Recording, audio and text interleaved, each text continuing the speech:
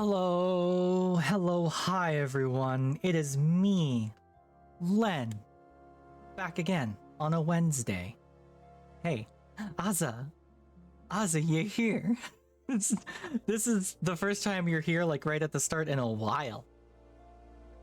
How are you doing, Aza? And also, Doc, hello. Welcome, Doc. Congrats on getting first. Aza, congrats on getting second. Third is still up for grabs, but that's okay. We were... Oh no. God damn it. You're about to find out how loud this is. Fuck. Why did I do this? Why did I do it like this? God damn it. Can stupid redeem. Hi, Spooky. Oh, I didn't take my meds yet. Look at you. You're down there in the bottom. I was productive today. I have a couple of new redeems. I have some different interactions from my redeems. Oh no, I'm almost out of drugs. 1, 2, 3, 4, 5, 6, 7, and I got 2 left. I'm gonna have to refill these. Spooky. Spooky, why would you do this? You just got here. How could you? You make me take my drugs and do push-ups? Oh, alright. Why I expect fucking nothing less from you, Spooky. Let me fill up my pill thingy. Oh no, I don't want to put 2 of those in one pot. There we go. My old person pill thingy. And then I will continue streaming like a good streamer or something. I was so productive today. Oh my god. I fixed up a bunch of redeems. I made a couple of new redeems. You'll notice I've already found the jump scare. But I've also got a lizard redeem, which has been inspired by Nettle Fae. Lizard? Lizard? That's it. That's all it does. Lizard.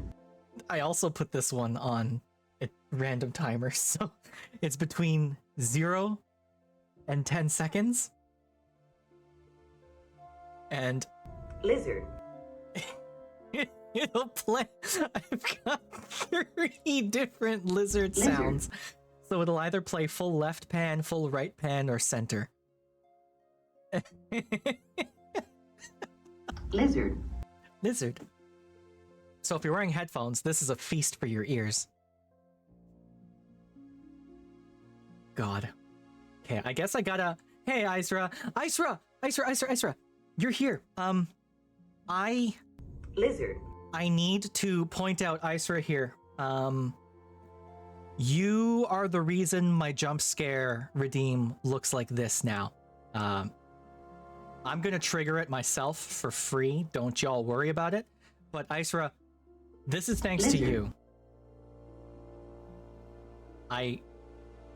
Once it goes. This is because if Nettle's here. Oh no. Hi. Wait, I gotta do my push-ups still. Lizard. Oh, okay. Hi, Nettle. Lizard. Chat, keep him busy until I do my push-ups. I'll hold on. Oh, who put a chest in front of my house? I did. Oh, I gave everyone a chest. So. Oh, okay. Yeah. Where? Oh. By your houses. So Hey, okay. All right. I'm also gonna put one right next to Lizard. the box. Like Yeah, Isra, I fully the shipping expect box. to die, especially so I since just learned this new October's nearly here, and I'm going to be playing horror games, and it's going to be a time. So I've got a new jump scare redeem. Won't that be fun? If you use my just saying hi redeem, your a little picture of you will show up on my screen. just because why not? You know, it's a nice little walk-on thing, I think. What else did I put in there? I did lizard, jump scare, and just saying hi. I think that's all I did. Hello. Yeah, just like that. Where lizard? Lizard. Lizard. It's in there. Don't you worry, it's in there. So hey, hi everyone. Lizard. I get lizard. Nettle, this is your fault. I was inspired by you, and I changed it just a touch. My lizard redeem is slightly different from your lizard redeem. Oh, are you all in VC together? Oh, you're all monsters. Lizard. Yes. No. Hi. Hey, Raiders, if you don't know, I'm getting so distracted. Nettle, I know you gotta go take a break after getting lizarded a whole pile earlier. I know, Spooky, I know. So Nettle, please go take care of yourself. You do your post-stream aftercare, please. It's important. You gotta take care of yourself. Hi, Raiders. My name's Len. If you don't know who I am, I'm your friendly Canadian gamer bot. I like to play sci-fi games and visual novels and stuff I like to play. I like TRPGs and manga, and I'm a big nerd. So if you have any questions about stuff, please feel free to ask. I like talking about things. And welcome to my show. Need a shower and to clean. I kind of need a shower myself. I was running around earlier today, and it not done me any favors. So, that's okay. Y'all, I am... Thanks, Doc. Thank you, Doc. I guess I did ask for this. Boy, oh boy. Okay. Well, hey, fun fact. I am prepared for Halloween for October. Y'all are in for some surprises once October rolls around. I've got, not a different model, but I've done some stuff to my layout. So you're going to see slightly different scenes on my stream. I have a bit of a costume to wear, so that'll be fun. And we're going to be playing some horror games. There is, you can see from my, this. Lizard. Right now, we are doing, because we finished Observation yesterday, so if we go down the list, right, like all the games I've played in the last 4, 5, 6 months, I finished 1000 Times Resist, I finished Heaven Will Be Mine, I did one run of Citizen Sleeper, I finished Observation yesterday, I did 2 runs of Teenage Exocolonist, so like, I'm going through the games I've wanted to play and never got around to playing, but I think for October, because I want to do more horror games, we're going to move this game, Quality Dreams Reasonably Priced, to Tuesdays. And then on Wednesdays, I'm going to be doing Silent Hill F. So I have never played a single Silent Hill game. And the last time I played a third-person horror game was Resident Evil 1 on the GameCube when I was a child. And I remember getting to the bit where What's-Her-Face sees the zombie, and then I turned it off, and I brought Resident Evil back to Blockbuster, and I rented a different game, because that was back in the time when you could rent video games from a storefront. Hey kids, if you're here and you don't remember Blockbusters, baby don't be here. This is an 18+ stream. I need everyone to send me scans of their Blockbuster membership cards. That way I'll know that you're of legal age to watch my stream. That's the only ID I will take. Y'all remember renting games? God, what a time. You go out like Friday night. Redbox? I think Redbox counts. Blockbusters, Redbox, Rogers, you know, all them. What a time that was, eh? Just go out and rent a thing. You don't have to worry about anything. I guess libraries kind of do that now. You could just go to a library if you have a library card and like rent games and movies and stuff. Libraries rock, y'all. You should go check your local library. They got good shit there. I remember renting Tragic Hentai from the library. Asa, what the hell? Oh no, Izra. No, it's okay. I know you're fine. I'm just joking with you. I was a child when my family went to pharmacy. I still have my Blockbuster card. It's in my wallet. It is thin paper that was laminated, and it somehow stood the test of time. So I said, damn it, spooky. I don't think the library knew it was tragic hentai. I bought what I thought was manga from a store once, a bookstore. And I thought it was just regular manga because it wasn't wrapped up, like it wasn't packaged, you know? And when I got it home, I opened it up, and I actually still have it on my shelf. It's the Monster Girl, like, recognition guide or something. It is porn. It is pornography. It's like there's no two ways about it. It's that shit is porn. And they just had it out in the open in the bookstore. No problems.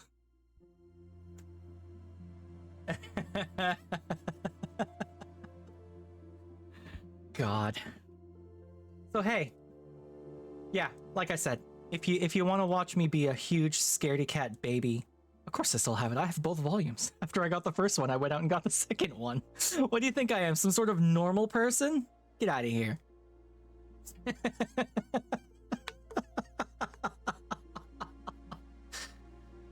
Jesus, I should read it on stream. Christ. Can you imagine? I have joked before that I would like to do a reading stream. I hear people like my voice. That's something I keep hearing. People tend to like my voice. And I found 3 public domain books long out of print, long out of copyright. They're all about sailing. And I suspect if I did do a reading stream, it would be entirely just to put people to sleep. Because they are very, very they're how do I put it? They're boring. These are some boring ass books is what I found. I found one called The Book of the Sailboat. Let me read to you the first couple lines of this. Not even the first couple lines. The first line. The Book of the Sailboat, Chapter 1, A Short History of Boats. No one knows who first invented boats. It's just what a line to open your book on. What are birds? No one knows. Len has a voice like expensive whiskey? No. Number 1, but sure. I need to show off that image. Did I save that? I saved that to my art, right? I did. Y'all need to see this shit. Let me put it up for you real quick. Image change, do this, go here, pop that on. Okay. Are we ready? Are we ready? Bam. Oh, it's so small. God damn it. Well, that's Doc made this for me based on some art I got. I love it to death. It's so good. Number 1 butt enjoyer. I love them butts.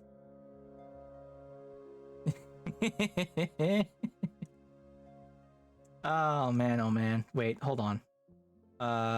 Shit. What was that in cursed chat? Did I save like a small version by accident? Where was that? That was in... We were talking about boats. What the fuck channel was that in?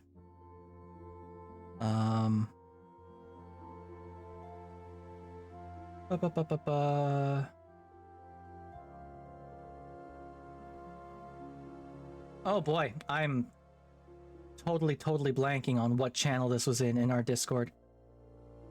Hey, if y'all are interested in, was it in art? I guess that would make sense, wouldn't it? Or was it in look at this art I found? Scrolling up. It was not. It was not. It wasn't in art either, though. Where the hell was this? Whatever, doesn't matter. It's okay. I have a protection plan from the title? What if I want the opposite? What do you mean? I am not to be destroyed, Flicker. What are you talking about? Just because I got a soda stream between my legs doesn't mean you can just have your way with me. It's in photography? Okay. Yeah, there we go. And no, I didn't save the small version. That is the big version. That's okay.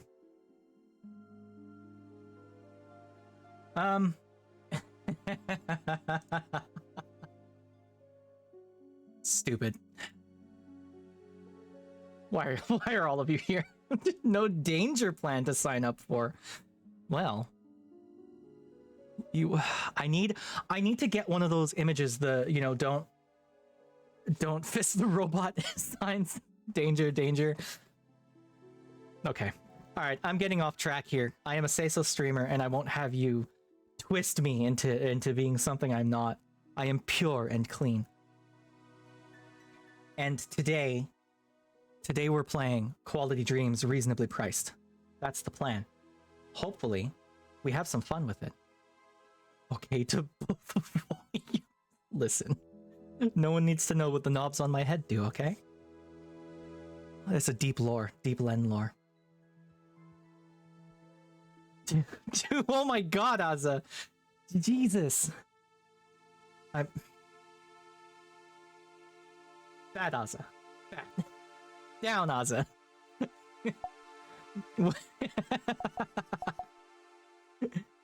Alright, enjoy your lurk. We're gonna head back into this thing. When did I last save? Load. Okay. Let's get back into this, yeah? So, the last time we played this, we did basically the tutorial. We are playing Jin here. Jin is an employee of... What the fuck is it called? Something envisage. Anyway, Jin is a salesperson. The entire point of this game is we meet people, they tell us what kind of body mods they want, we figure out their life story, and then using that information they give us, we try and upsell them, because this is a horrible, horrible capitalism simulator where we're playing salespeople who are just trying to make a dime. We gotta make money to save our pet rabbit Nibbles here. And that's the game. It's dipping into the horrors of retail hell, and also, from what I've read, it is very, very, like, it's a very heavily LGBTQ story. There's a lot of people who are coming in for body mods who are trans or trans questioning, or they've got, you know, they've got things in mind and they don't know about them really, and they're not ready to approach them quite yet. So this game is going to be rough for me to play on multiple fronts. It's going to be a time. We've just come home from our day at the job. We just got interrogated by our boss, and our boss is an asshole. And we're dealing with our pet rabbit Nibbles here. Nibbles is the best.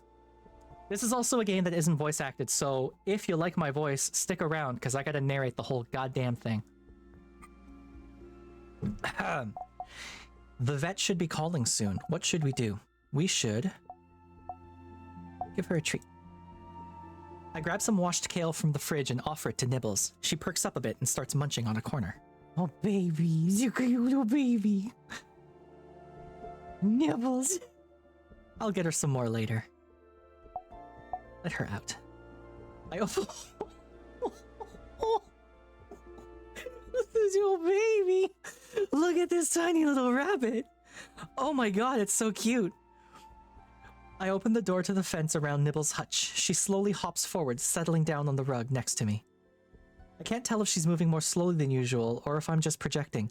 I give her a small pat and sigh softly. The rabbit is so baby, I know. The little face and the cheeks and the floppity ears and the big chest. Oh my god. I want a plushie of this rabbit. Give her a small pat and sigh softly. I'm gonna pet this rabbit. I rub Nibbles' forehead gently. She seems to relax a bit. Fuck my dishes. I watch Nibbles roll onto her side. She's lying on her usual spot on the rug, near my usual spot on the bed. On my bed. She seems more tired than normal today. Oh, no. This game is gonna kill me. I have some dishes from last night I haven't dealt with. I wash each by hand and drop them on my too tall stack of dry dishes. That's gonna be a problem left for tomorrow. I look around, feeling listlessness rise in my chest. I need something to do while I'm waiting for the vet to call. Play with Nibbles. It's all about Nibbles. I grab some of Nibbles' favorite toys to throw and place them around her. She glances towards them, but seems disinterested. The worry between my ribs radiates outwards. I moved down into this apartment about 2 months ago. I couldn't afford my old one anymore. Christ. I look around the space that doesn't quite feel like home and can't help but notice all the ways it's worse. The room is too small for all my stuff. Much of it still sits in half-unpacked boxes. It's further from my new job, adding time to my commute and shifting my sleep schedule. I still wake bleary some days. And no amenities are included. The savings come at the expense of my comfort. Yeah, right, Doc? Like, this is gonna be a rough game to play. Maybe I'm already into the horror part of Horror October. Horktober. Home that's nothing. That's nothing. Horktober. Home does not feel like a place of rest. Mechanically, I pull objects out from boxes and try to find room for them in overstuffed cupboards and drawers. Hi, Dusty! Oh no. The thing with the jump scare eyes is I put it on a timer. It fires between 0 and 20 seconds, so I don't know when it's coming. Or between 1 and 20 seconds. So it can happen at any point in that. I've made it awful for everyone here. Hi, Dusty, how you doing? After about 2 boxes, my brain starts to hurt. I'll leave the rest for another day. I guess I'll read? Yeah, suspense. I pick up the book that's been long abandoned on my nightstand and flip it open. I should get it back to my friends soon. They're probably missing it. This is why I don't lend books to friends. Ever. I'm a real bastard when it comes to lending books. By which I mean I don't lend my books. I sit on my bed, lean up against the wall, and let myself settle back into the story. After about 20 minutes, my phone rings. Oh my god. I take a slow, long breath, trying to center myself. Answer the phone. I hit a button on the side of my earpiece. Hello? Hello, this is Dr. Monk's office calling back with the test results for your rabbit, Nibbles Dandelions. Yeah, just get right to it. What did the test say? No idea how long I'm living here for? Oh. Yeah, that's rough. God, books are so heavy. I feel like books are the worst part of moving, right? If you get into a new place, like, you gotta pack all your friggin' books. The speaker on the other side of the line clears their throat. Unfortunately, the tests came back positive. Your rabbit is suffering from... The voice turns to static in my mind, and I feel my hands start to shake. I stand there, staring at the wall, keeping as still as I can. Hello, is everything okay? No. Well, no, not really. You just told me my rabbit needs immediate treatment or she's going to suffer greatly and then die. No worries, we understand that hearing this kind of information can be quite difficult. No worries? You know what? Let it go. I force myself to take a... Lizard. I force myself to take a breath and remember that this is just someone reading off a script. What do I do now? We'll need to schedule Nibbles Dandelions for surgery. My blood runs cold. Is she going to be okay? How much is this going to cost? When? How soon will the surgery be? We can schedule you in for next week Sunday. That's 13 days from now. Can Nibbles wait that long? Will that be enough time to get the money to cover the surgery costs? Are there available dates any sooner? Unfortunately, this is the earliest date we can schedule you for. Okay, thank you. I notice I'm biting my lip and stop. How much will the surgery cost? The procedure will cost $17,000. I know I should have read that like the vet was saying it, but I am stunned. The procedure will cost $17,000. That's a lot more money than I have in savings. Yeah, right, Doc? Holy shit. Is there an option to pay by installments? No, we require full payment up front. This fucker. Okay. Alright. I try to keep my voice from sounding as shaky as I feel. Details. What will happen in the surgery? Insurance companies got to the vet industry? Seriously? Holy shit. Then again, like, I need to do some stuff for my cat. and the vet is telling me the surgery to like remove a tooth for my cat is going to be something like $3,000. So man, pets are expensive. Oh, that's something I didn't show off. I forgot to show this off. Hey, chat. I changed my tracking just a little bit. Look, I am a little bit cuter now when I move. Watch. It's a slight difference, but I'm a little bit cuter when I move now. It's just a stupid thing I'm bragging about. Okay, back to the game. We'll remove the infected organs. After, we'll put Nibbles Dandelions on an antibiotic regimen, and in a month or so, she should fully recover. Jiggle physics. Month. Are there any risks in having this surgery? We've performed this procedure many times. There is very little risk, about as much as getting a nano-animated tattoo. Very low risk then. Are there any alternatives to treatment?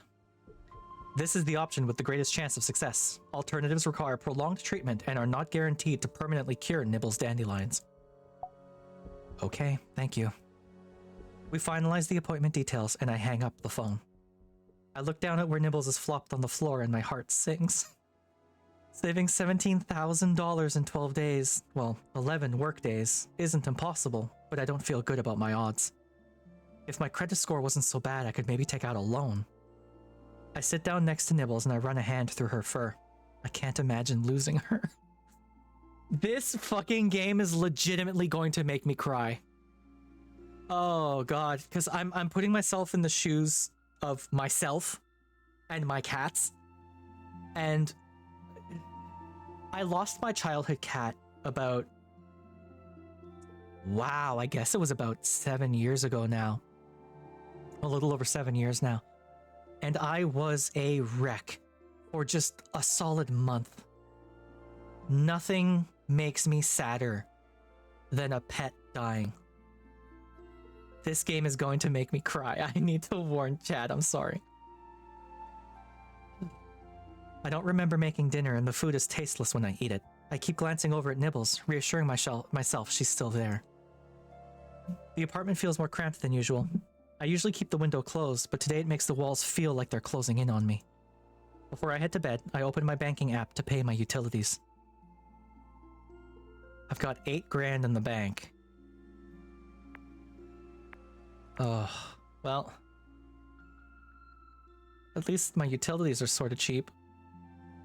Unless it's daily? Is this daily? Do I get charged daily for my fucking... My window costs money?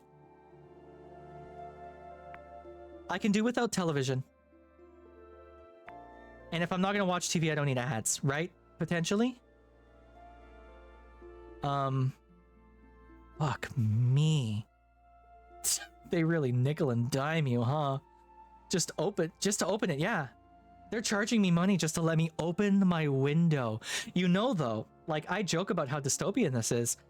The VW bus, the new electric bus they just released, they call it a bus, the e-bus or whatever the hell.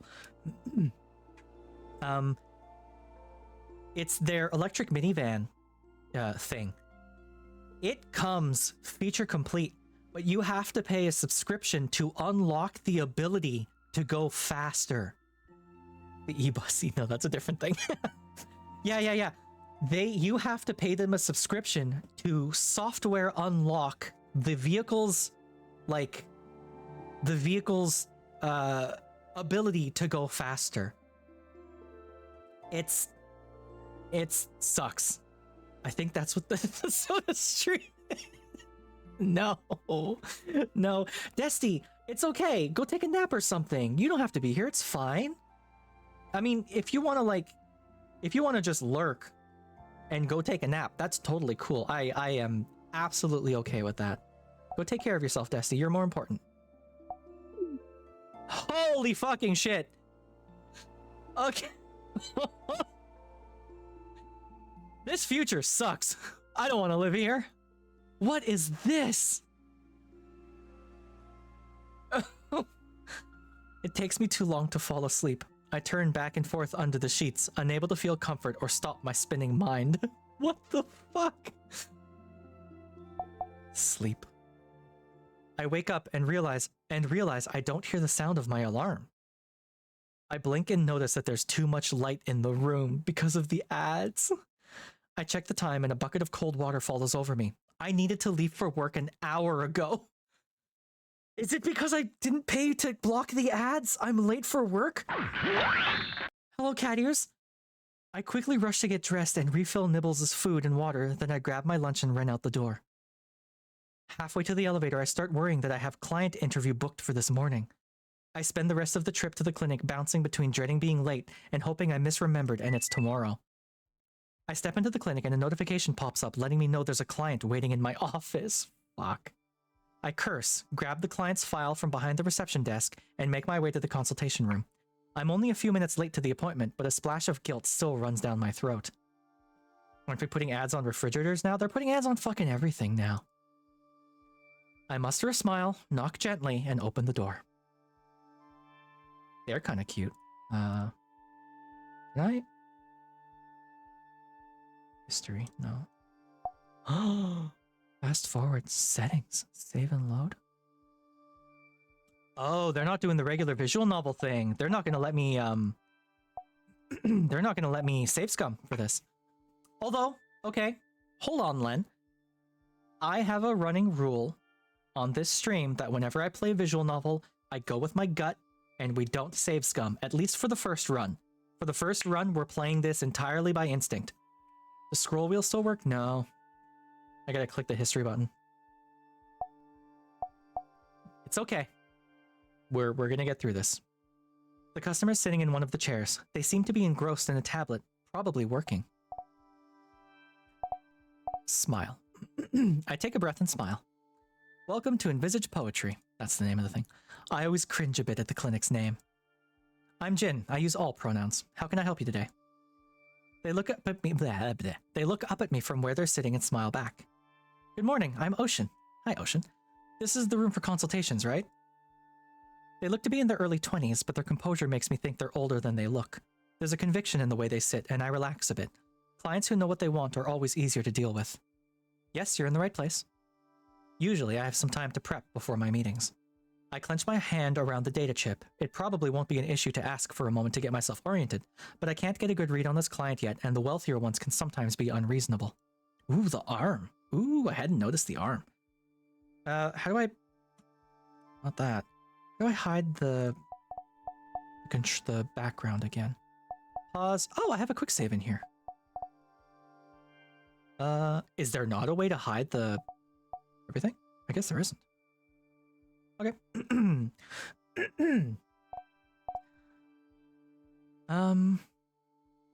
Can't get a good read on this client yet. You know what? I'm gonna check the file. If you wouldn't mind giving me a moment to catch up, my morning has been a bit busier than I expected. No worries. Agent pronouns. Near the top of the file, I find Ocean, he, they, 27. Okay. Under the line of work section, I find a brief explanation of a small gardening business.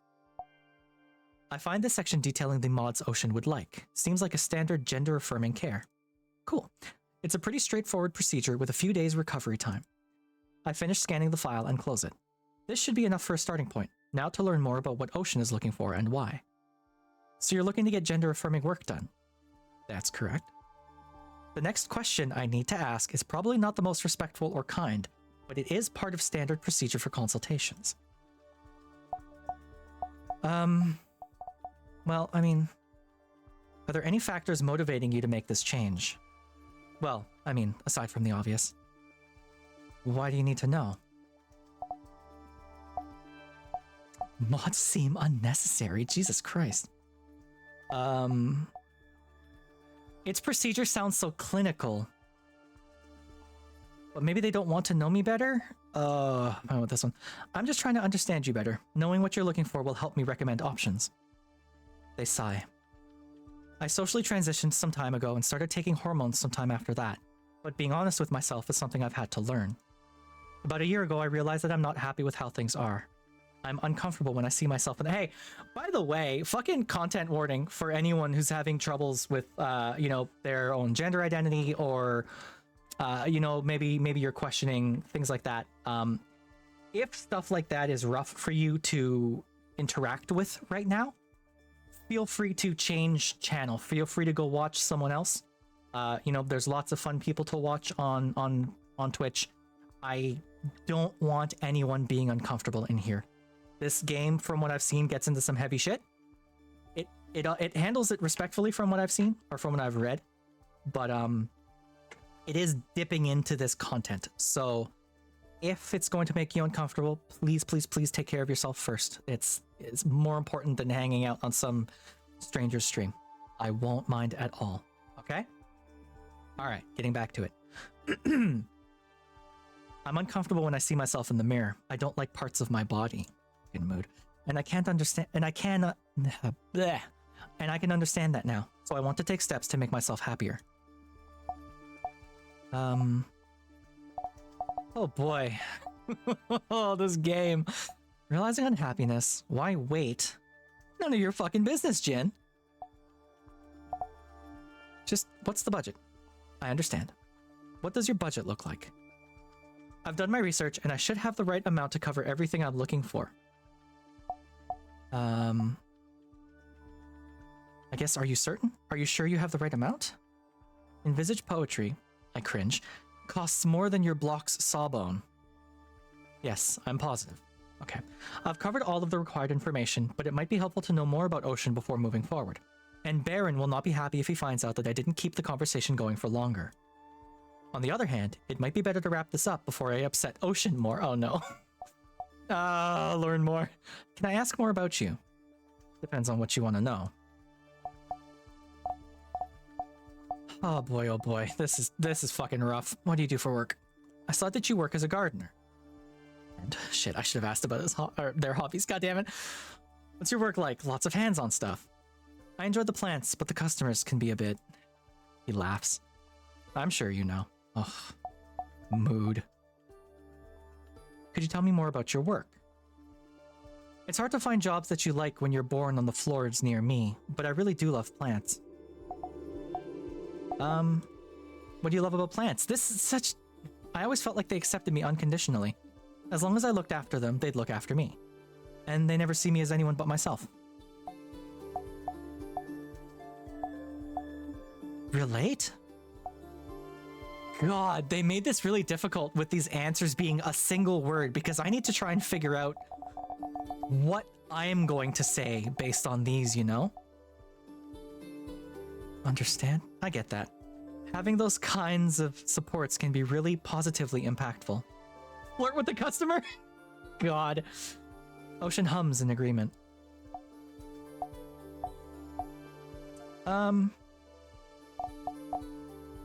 What's your work environment like? I tried to deliver the question neutrally, not wanting my curiosity to overwhelm or alienate. Ocean raises an eyebrow. You mean, do I work in real sunlight? Apologize. Oh, yes, sorry, Ocean laughs, cutting me off. It's fine, really, most people ask. Not all my clients are high enough up, but a lot of them get almost direct sunlight. I've never worked for anyone with unfiltered light, though. Jesus. I struggle to keep the awe off my face. I know, it's pretty wild. Hey, welcome to a dystopian future where the sun isn't a human right. Fuck me, eh? Nothing a low-floor guy like me would have ever dreamed of. I'm just curious about the sunlight. What's the sunlight like? Well, it's about as bright as it is here on the mid-levels, but it's also warm. It's like the light itself is carrying a heat with it. It took me some time to notice, but I promise it's there. And the higher up you are, the warmer it is. Welcome to a dystopian future where people don't even know what sunlight feels like. This sucks. I'm gonna marvel. That's amazing. I don't try to hide the wonder in my voice. Yeah, it really is. I'm gonna move on. Let's switch gears slightly. Lizard.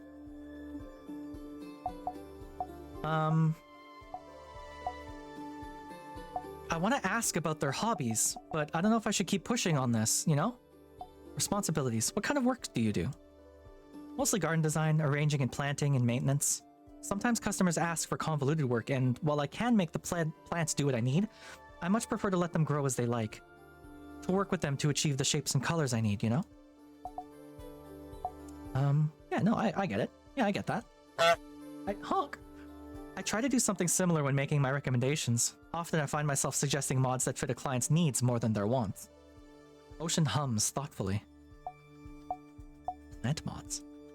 Do you work with any modded plants? Occasionally, but I try to avoid it when I can, especially if there's natural alternatives available. Bye, cat ears. Especially if there's no... Why? Just out of curiosity. Why? How come? It bothers me when mods change a plant's nature, like making a plant that prefers the shade long for the sun. It feels like that's tampering with the plant's nature, its truth, its personality, really. I think some things aren't meant to be malleable.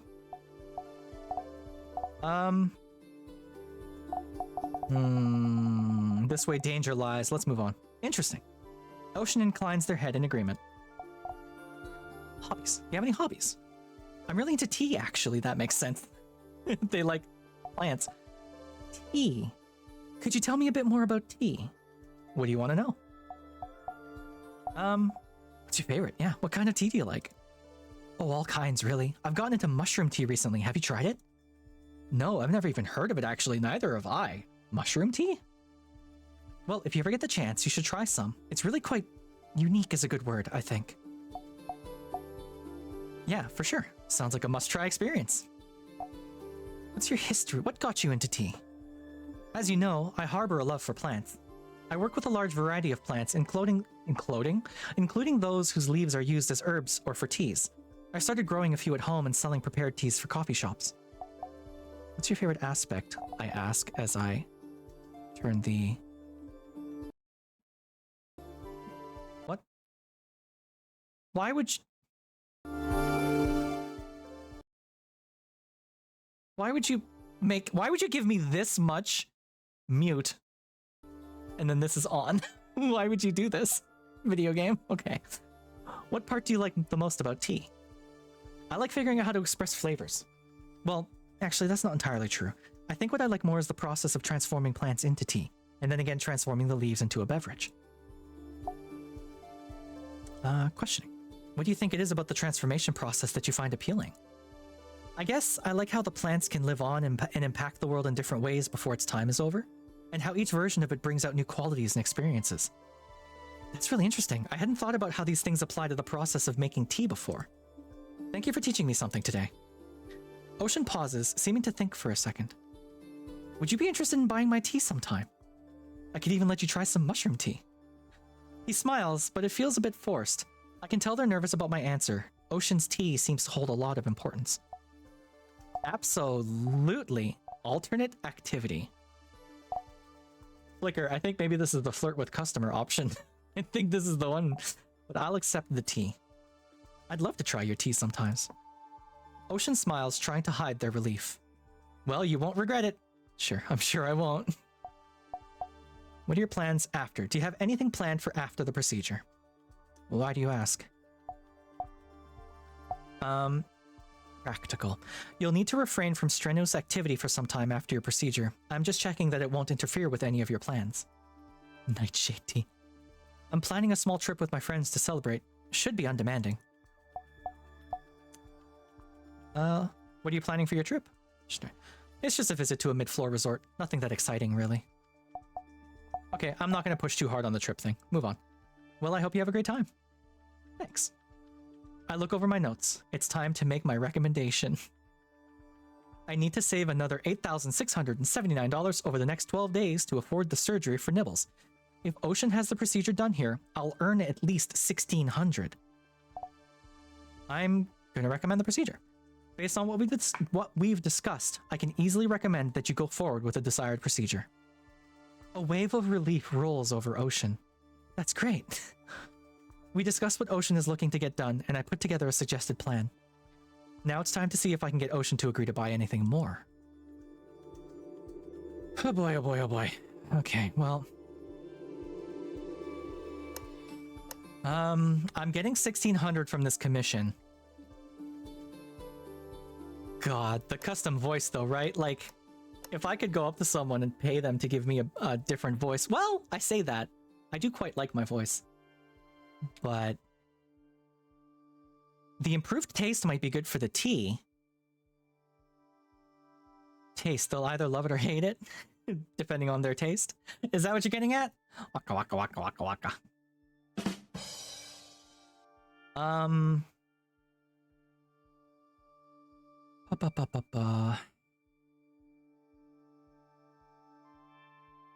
Sharper eyes? Arm upgrades. Like, I could just push for everything, right? But I feel like that's too much. Yeah, they were saying that. But they also said they really like tea. So if they like tea, then maybe the improved taste might be good for them? Arm upgrades. What would an arm upgrade? They do a lot of planning. I don't know that an arm upgrade is going to help them very much, you know? Custom voice, definitely. Improved taste, definitely. Sharper eyes. I don't know which direction they want to affirm their gender. You know what I'm trying to say here? Like, I don't... Custom facial hair? Do they want it or not? You know? Shit, I should have asked more questions. I'm gonna cut the eyes out.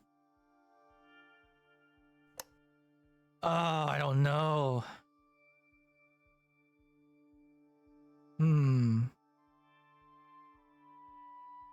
Oh, I'm gonna lose the bunny because I can't. Nibbles. They also said that their budget is enough to cover the procedure, but I don't know how much more, you know what I mean? Hell. These two things together is... Just put every optional mod cat? I know, right? They said they were a little set up well. Think about Nibbles, drain this fool. Okay. I am going to suggest the arm upgrades and the sharper eyes. Here we go. Alright, that seems good. There's a few more mods I'd like to talk to you about. You'll be able to see the models and prices on that tablet in front of you as I bring them up. Sure. Okay, custom voice right off. No.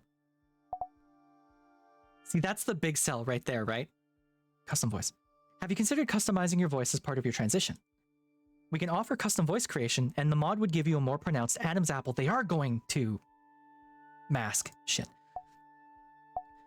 We can offer a custom voice creation, and the mod would give you a more pronounced Adam's apple. Dream voice works with planned mods or is fashionable. I don't know if they like their voice or not right now. Fashionable, meh. Works with planned mods, maybe? Like, just practicality-wise, right? I'm gonna go dream voice. You can design the voice of your dreams. I think it's too expensive to be worth it. Damn it. No problem. Alright. How about improved taste? Would you be interested in improving your sense of taste? For tea. It could help when making your teas. You could get a lot more nuanced with the flavors. I hadn't thought about that, but it's a fair point.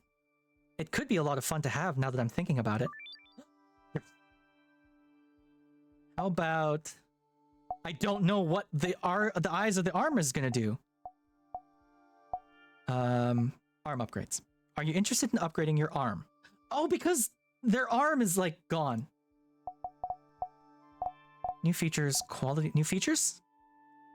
We could add new features to your current model. Like what? Ooh. More responsive, improved touch, or software upgrade. Improved touch might be good for plants, right? Improved touch. We can improve how much you feel from the arm, particularly your sense of touch. This could help you get more information about the plants you're working with or the soil. That sounds great. It's something I've been missing, to be honest. Yes. Glad to hear. Okay, I don't know how the eyes is going to sell. What do you think about getting sharper eyes? Identifying plants? I mean, I can certainly try. Seeing distance, identifying plants, maybe? They can help you see fine details on plants to help identify them or monitor their health. That would be useful. He checks the mod on the tablet. Yeah, alright, I'm already here. Might as well. Sounds great. Well, I didn't get... I should have pushed for the facial hair too, goddammit. I didn't get the custom voice, which would have been a huge get. But I'm getting extra $400. That's not nothing, right?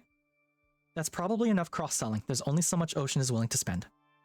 We settle on the remaining procedures, and I explain the remaining information to Ocean. Next, our clinic surgeon, Dr. Soul, will give you a quick physical to double check you're fit for the procedure. Once you've gotten a clean bill of health, I'll schedule your operation date. At that point, I'll also take your deposit, which will be half the total cost. Sound good? Ocean smiles, a tension uncurling from their shoulders. Sounds great. I return his smile, and we walk out of my office together. A bit later. Oh my god. That was fucking stressful. I used to work in retail, and I used to have to upsell people on shit. I used to sell cameras, and I'd have to upsell them on the protection plan, and maybe you want a different lens and maybe another lens, and maybe do you want filters for your lenses, and if you're going to take a lot of pictures, you should also get this SD card, and maybe this other SD card because it's bigger, and also maybe you should get this cleaning kit, and a tripod might be nice, and on and on and on and on and on, right? And I fucking hated it. I hate working retail. I hate upselling people on things. I did make it through pretty well, actually. I'm quite pleased. I am concerned that the game is giving me softball clients right at the start, and it's going to get harder from here. I guess we'll see. Having seen Saul set up Ocean's appointment and gotten their deposit, I return to my office to get started on the post-session paperwork. A few hours later, I hear a knock on the wall by the open door to my office and look up. Ugh. Oh, Dr. Saul. Got a minute? Yes, sure. I need you to run down to Wingerden and place an order. Should take less than an hour. They have our payment information on file. You want me to go alone? You know where it is. What do you need me to get? Saul hands me a list. It's all here, and the bag is in its usual place. Just give that to Wingerden. She'll know what to do with it. Feel free to call me if you have any questions, or if they give you any trouble. Trouble? What do you mean by trouble? Saul shrugs slightly. You know how Wingerden gets. I don't. Len don't. No? Okay, Jin also doesn't know. Before I have time to follow up, Saul gives a wave and walks back out of my office. I look down at the list she gave me and sigh. Guess I'm off to Winnie's. Alright.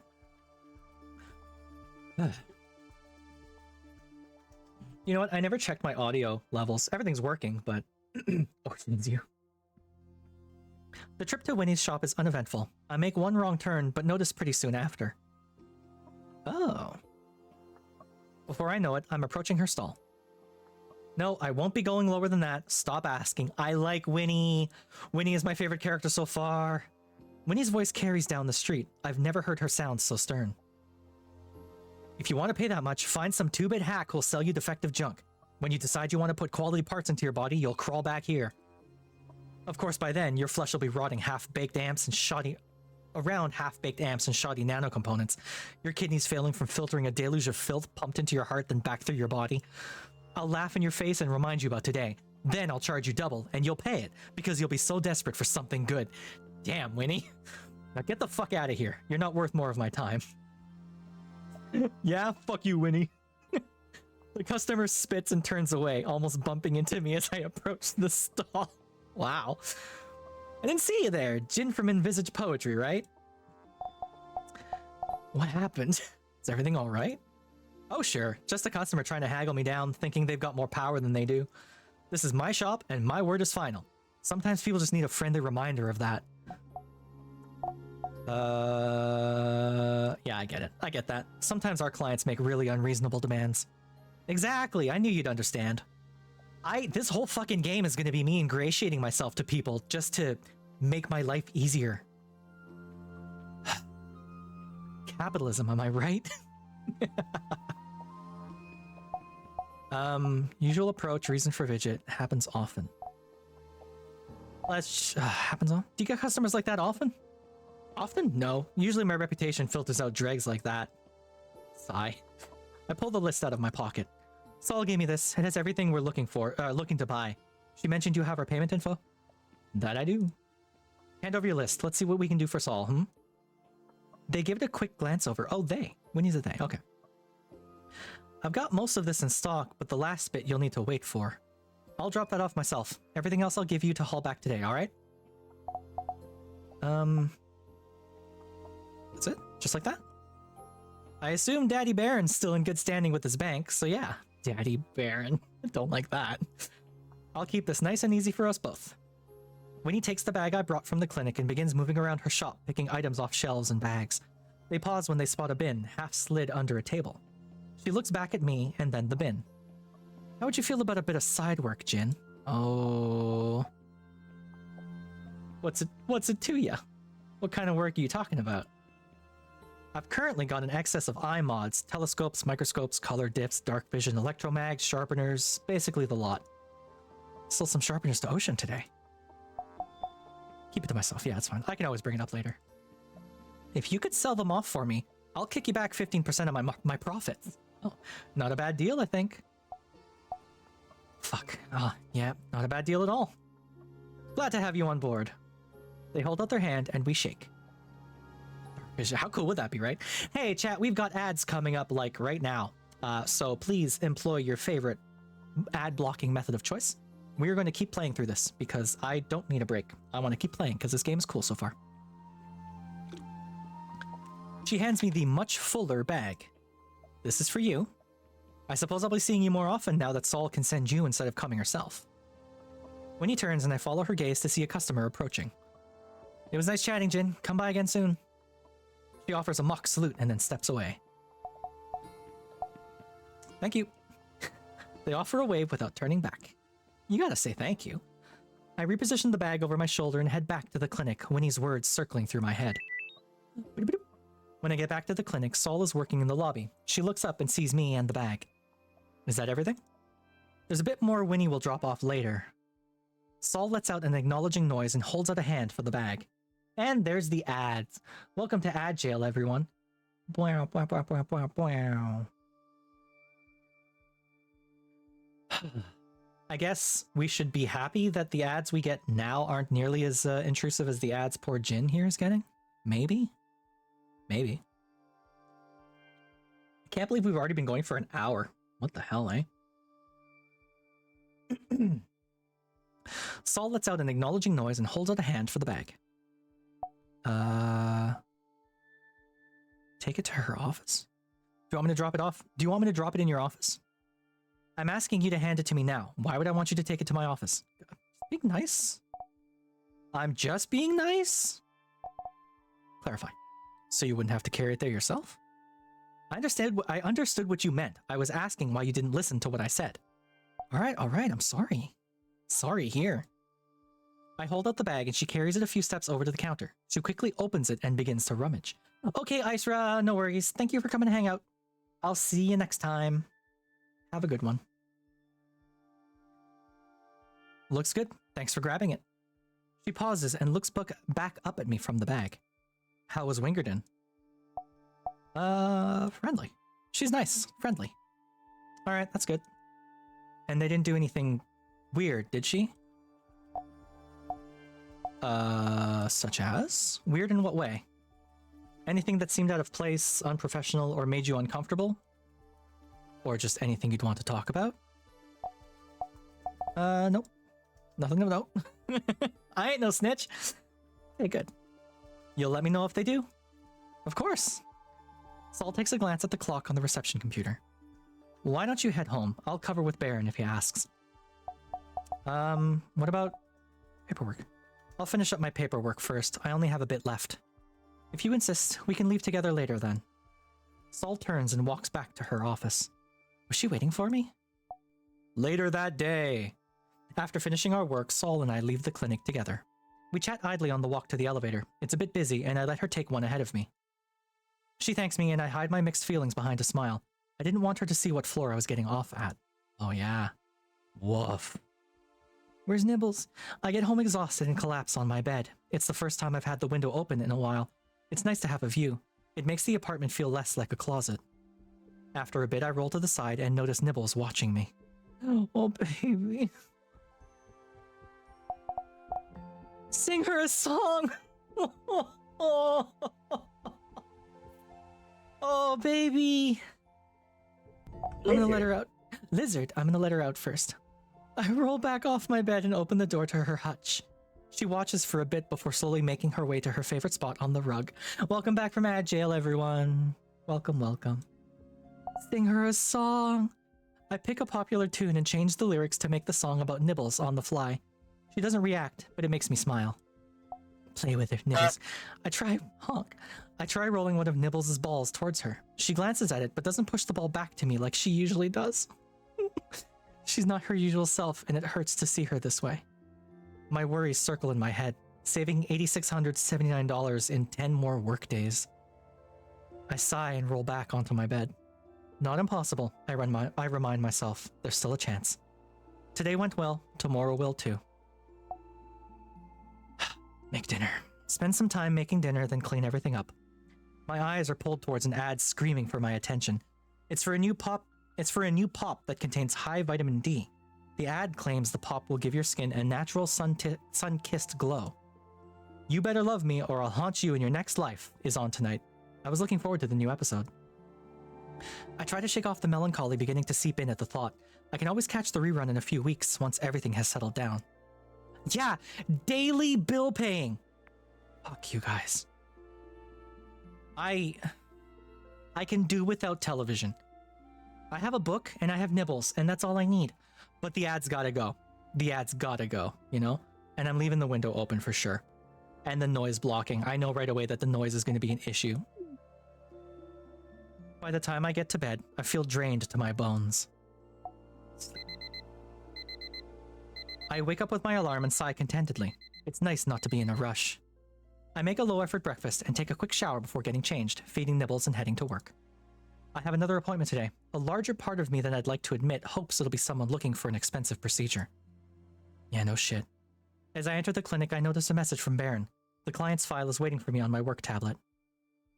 I make myself a cup of tea and carry it carefully to my office. I sit down, take a sip, and swipe open the client's file. I'm expecting them to arrive just after noon. Baron left a note at the bottom of the file saying to watch myself with this one, which makes me a bit nervous. Yeah, no shit. He rarely butts in, saying that he prefers to leave the human aspects to the psych line, which is fair. That's what he's paying me for. Whoever is coming in must be important. I swipe open the file on my tablet. Well, at the top of the file, I see Florence-Sanderine, she, her, 34. Florence-Sanderine? Must be an upper floorer. No wonder Baron gave me a heads up. It's unusual for us to get top floor clients. They usually go to nicer clinics. That's such a fucked note. What do you mean, Flicker? What's wrong with the note? Be careful with this one? I mean, Baron's an ass, but I do like a manager who looks out for their employees, you know?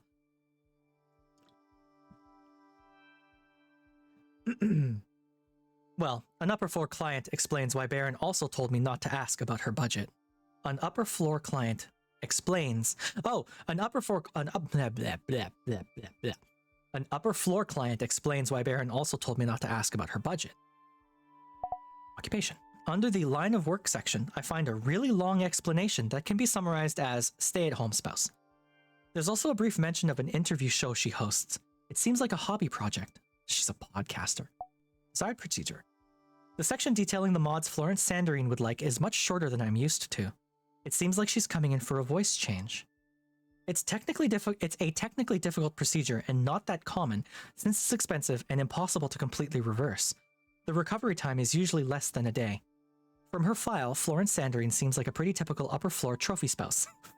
There are a few things that don't entirely line up, but they also don't seem relevant to the consultation. I close the file and clean up my office a bit. The fact I'm seeing an upper floor client has got me a bit more nervous than I'd like to admit. I've never met with an upper floor client. We can't access most of the higher end mods, even if our clients could afford them, nor can we offer the level of service they often expect. Before I know it, there's a gentle knock on my door. Wow, she's pretty though. Hey, video game? You didn't have to come at me like full fucking bore like this. White hair, tanned skin? Are you kidding me? Rice facts! Monkey boy, thank you for telling us about your rice facts. Rice is one of the most important staple foods globally, serving as a primary source of nutrition for more than half of the world's population. I'm not going to read the rest. One day, Monkey Boy, I would love to see you say something that isn't a rice fact. One, that's all I'd like. I wouldn't pay for it, but I would like that. Okay, I'm gonna try not to simp over Florence-Sanderine here, because fuck, she's pretty. At the sight of Florence-Sanderine, this is a recurring character? Yeah, Monkey Boy's always here. Flicker, I'm surprised you haven't seen Monkey Boy in Spooky's chat, too. Monkey Boy's all over the place. At the sight of Florence-Sanderine, I freeze momentarily. Hi, you can call me Florence, she, her. She smiles a little, and I have to remind myself to breathe. I can't remember the last time I saw someone so beautiful. Confess you'd die for her.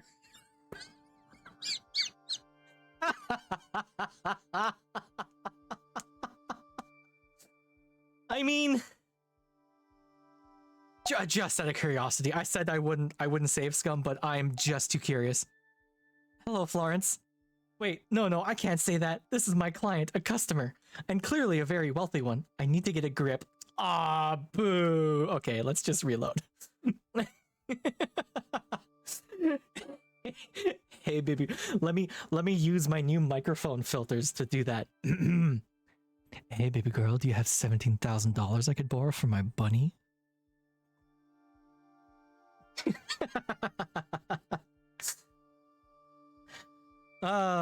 Someone's so beautiful. Act normal. Like, just be normal. Dude, clip it. Dude, print it. Clip it. Print it. Post it. Oh my god. Hi, Monkey Boy. I will take that. I'm happy with that. Holy shit. Yeah, everyone. Monkey Boy said something that isn't a rice fact.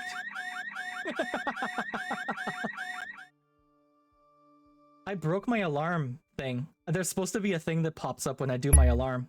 I broke my blue screen too. And my blur. Oh man, I broke all of it. I'll have to fix that. Alert, non-rice fact. Yeah, I'm gonna act normal. I force myself to move and pull the door the rest of the way open. I wrestle what I hope is a warm smile on my face and gesture her inside. Hi, Florence. Jin. Okay. Hi, Florence. I'm Jin, and any pronouns are fine for me. She steps past me and into the office, looking around slowly. It's a pleasure to meet you. Thank you for looking after me today. She sits and her gaze turns back to me. I feel myself growing flustered. Customers aren't usually like this. Hi, Quasar. Welcome. Welcome to the show. Quasar, look how... Okay, never mind. Enjoy your lurk. I was gonna say look how pretty she is, but you're lurking, so... Never mind. Don't look at how pretty she is. It's all good. Okay, you're looking good. The pleasure is entirely mine. Thank you for choosing Envisage Poetry. It takes all of my effort to say the words casually and withhold my inadvertent cringe. She is pretty. Oh shit, I forgot to... I've been playing for an hour. On the wrong category. God damn it. Okay. I am gonna set up a timer for myself where after 20 minutes of streaming, a thing will pop up and say, hey Len, change your category. God damn it. Quality Dreams reasonably priced. Done. Hell. It's okay. Len is trying to... Oh, that's not how you spell that. Trying to save their bunny. Okay.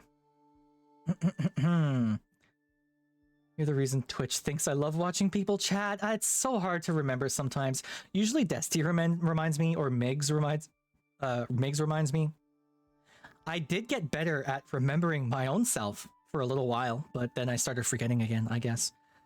It's okay, I'll get better at it. It's okay. Okay, Quasar, thank you. Enjoy your lurk. Envisage Poetry for your consultation today. Of course, I've heard good things about your clinic. God, she's pretty. It feels like I'm swallowing around a rock in my throat. Or maybe that I forgot how to breathe or how to hold my body like a normal person. Meet expectations. Then I hope we live up to your expectations. I'm certain you shall. She smiles a little again, and I think my heart forgets how to beat for a few seconds. I need to pull myself together if I'm going to get through this. I sit down and try to refocus. Look at her. Skip the recommendations. Nope, this is all for Nibbles. As beautiful as she is, Nibbles is prettier. Nibbles is the more beautiful. We love Nibbles. I wouldn't die for her, but I would die for Nibbles. I should get to know her better so I can best understand what she's looking for. Her name's meaning. Just open up with that right away? Sure.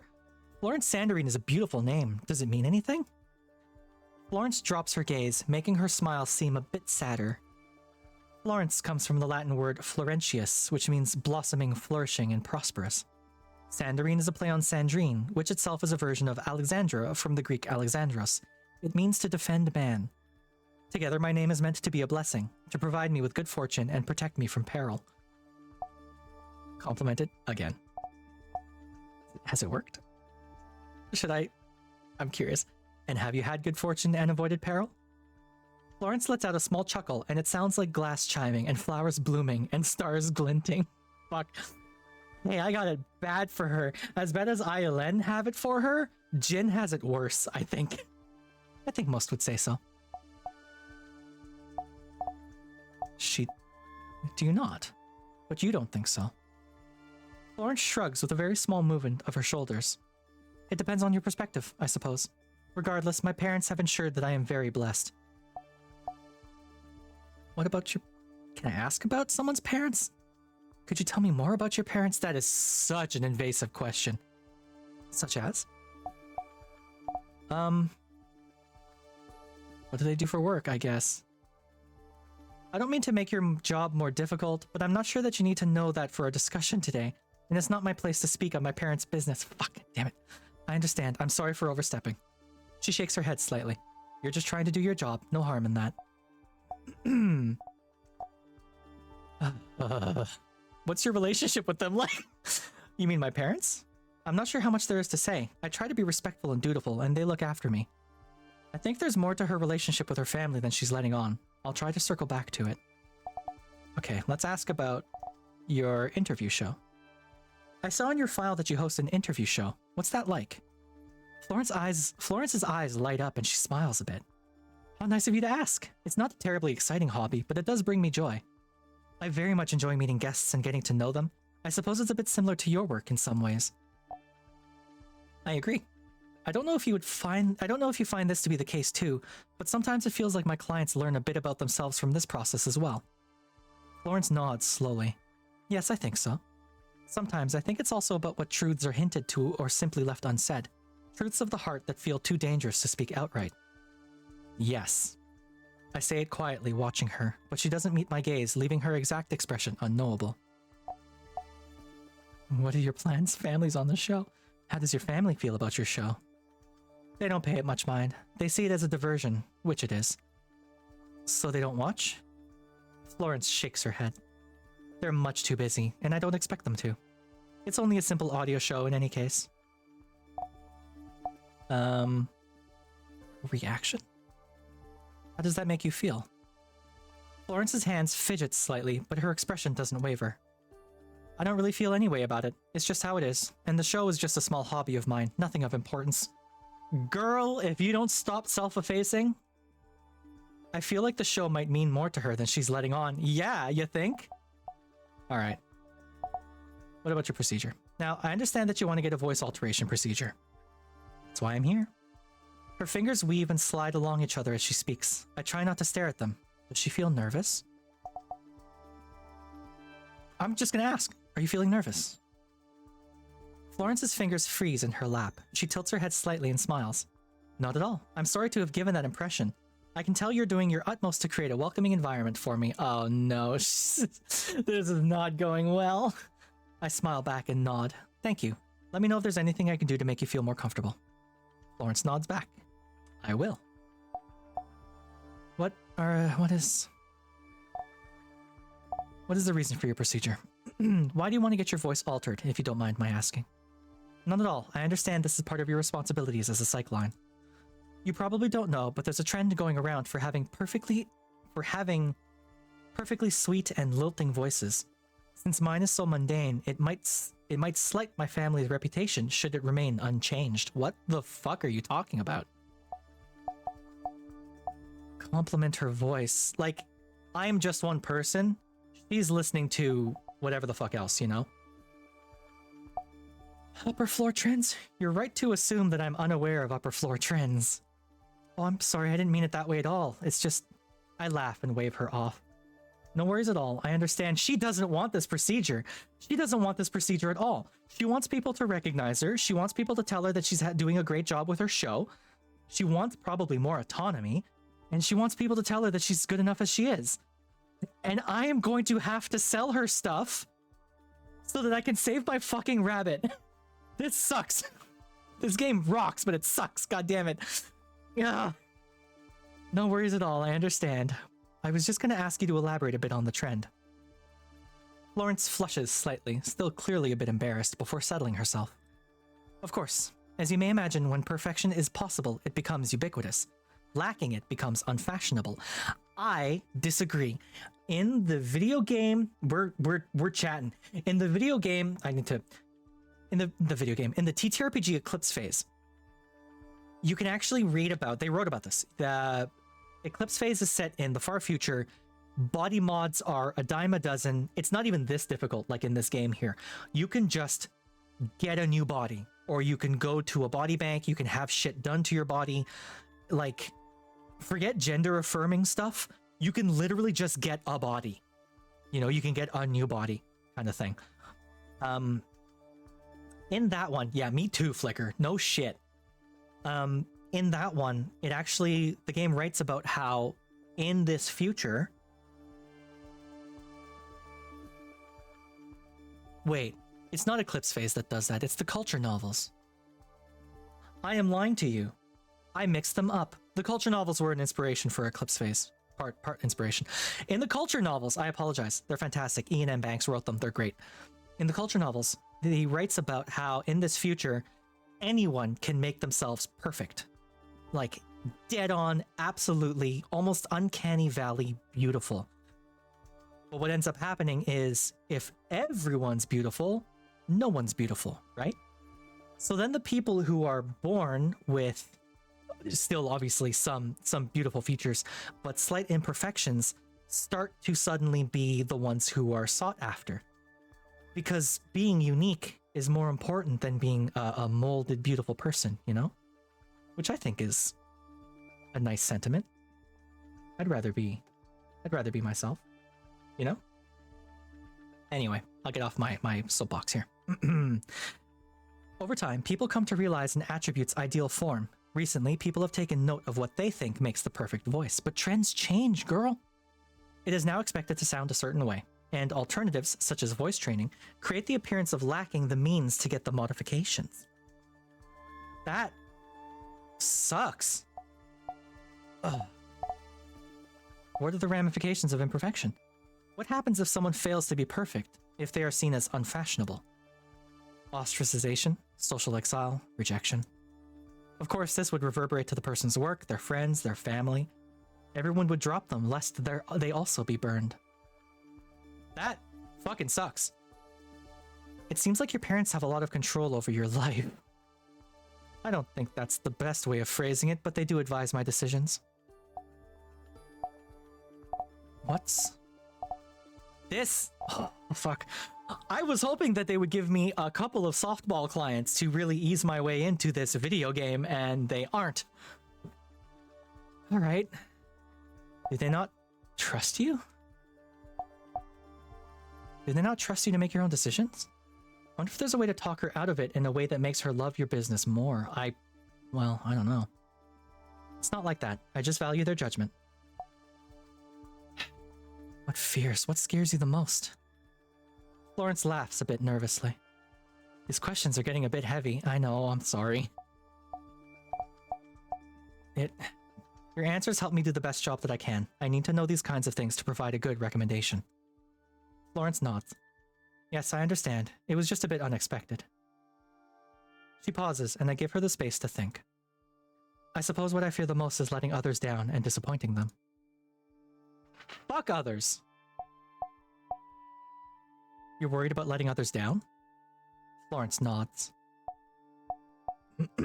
Share your worries.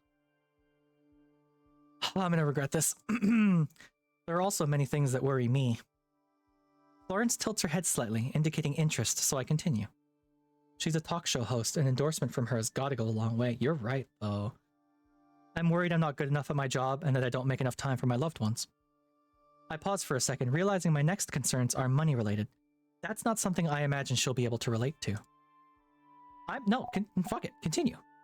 I'm worried about making rent and affording an upcoming medical procedure for my pet rabbit. I don't mean to make you feel like your concerns are unnatural. Everyone worries about lots of things for many different reasons.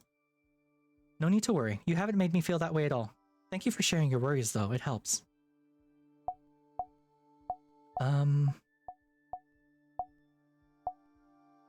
Disappointing? What could disappointing even mean? Why do you think you have these fears? I'm not sure what you mean. What makes it so scary? Florence sits back a bit. I hadn't thought about that. She pauses for a moment. I think I'm worried about others thinking less of me. Do you think you'll lose their respect? Yes, I'm scared of losing all worth in their eyes. Whose eyes? Literally being a therapist? Seriously, right? Is there anyone specific you're worried about not seeing your value? It's not that they wouldn't see my value, it's that they wouldn't see any value in me anymore. Fuck 'em! I nod and she continues. And it's my family primarily. Your parents and husband? Florence nods. Could this be connected to her reason for making this appointment? Oh my god. I'm not getting this payout, am I? Addressed worries with others. Have you spoken to anyone about your worries? Florence drops her gaze, but I catch the forlornness in her expression. They're only simple concerns, not worth worrying others. Girl! I'm gonna push. Oh, I'm gonna regret this. I'm pushing. I lean forward slightly, trying to catch her gaze. Something is telling me that she's been keeping her feelings bottled for a very long time, and she might be looking for someone to share them with. Oh, no, don't make me choose. Practical tone, procedural tone, personal tone. What would she respond best to? I respond best to a practical tone. But that's because I'm autistic. What does she want? Right? This game is rough. I'm gonna go practical tone. Knowing will help me provide you with a better consultation. Would you mind sharing a bit more? Florence looks away again, and silence stretches between us. I'm about to ask her if she's alright when she starts talking. I also should have gone personal. It's alright. I understand now that the cause of my worries can be dispelled if needed. I hope I'm not impeding your work, but it's not an issue for me anymore.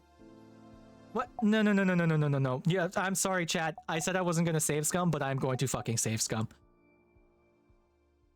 Abso-fucking-lutely not. Personal. You're not bothering me. I'm here if you're willing to share. Florence looks away and says, oh, same thing. It's alright. I understand now that the cause of my worries can be dispelled if needed. I hope I'm not impeding your work, but it's not an issue for me anymore. Man. Are you sure it's not weighing on you in any way?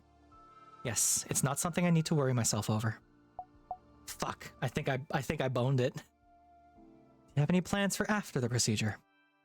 Nope, I was just gonna take some time to rest at home. There's a dinner party this weekend, but that's all. I take a moment to check my notes. I've covered all the required questions, but I feel like there's something more going on here.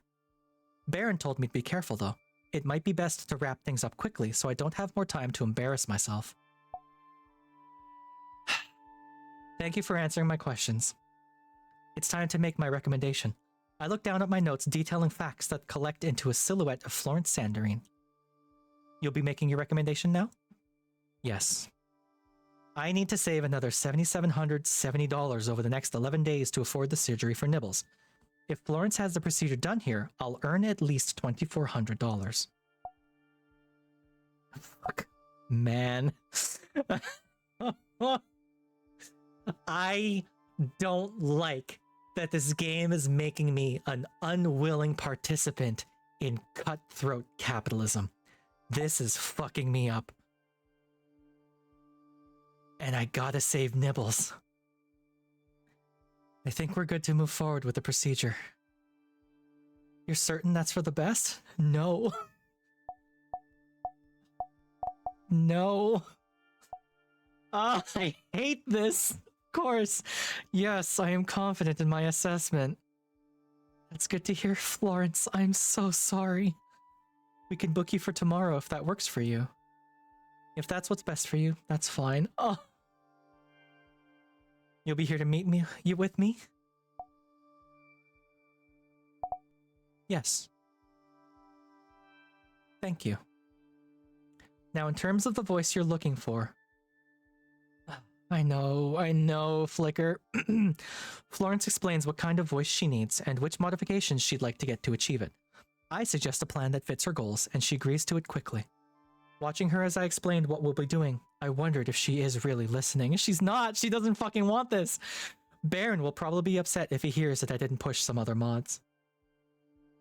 You surely gotta get her not freeze up to not recommend it, yeah.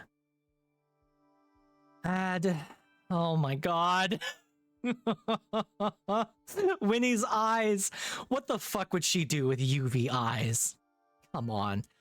Okay, the singing voice...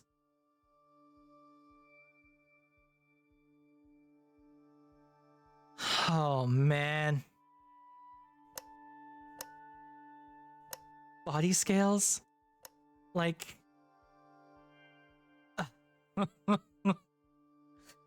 Body scales would fuck. But she has it's a talk show, it's a podcast, it's not a visual thing. Do I want her to go full fucking mermaid here?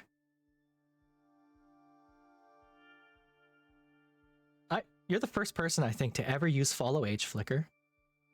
Do I want her to go full mermaid? Man, I am already a dirtbag at this point. Let's just fucking go for it. If you don't mind, I'd like to talk to you about a few more mods. What? No. Flicker, stop that. Sure, go ahead. I'll send options to the tablet near you as I'm talking about them. Alright.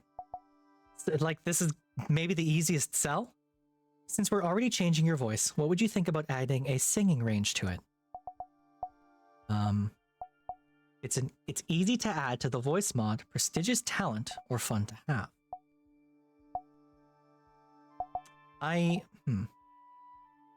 She certainly seems to care a lot about trends.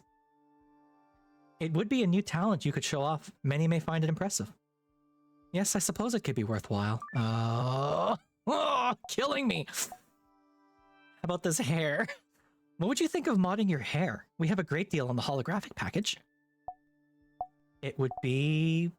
unique. Fashionable? Color changing and floating hair is showing up in recent fashion trends. I wouldn't want to have passé hair. She is going to say yes to everything I suggest, isn't she?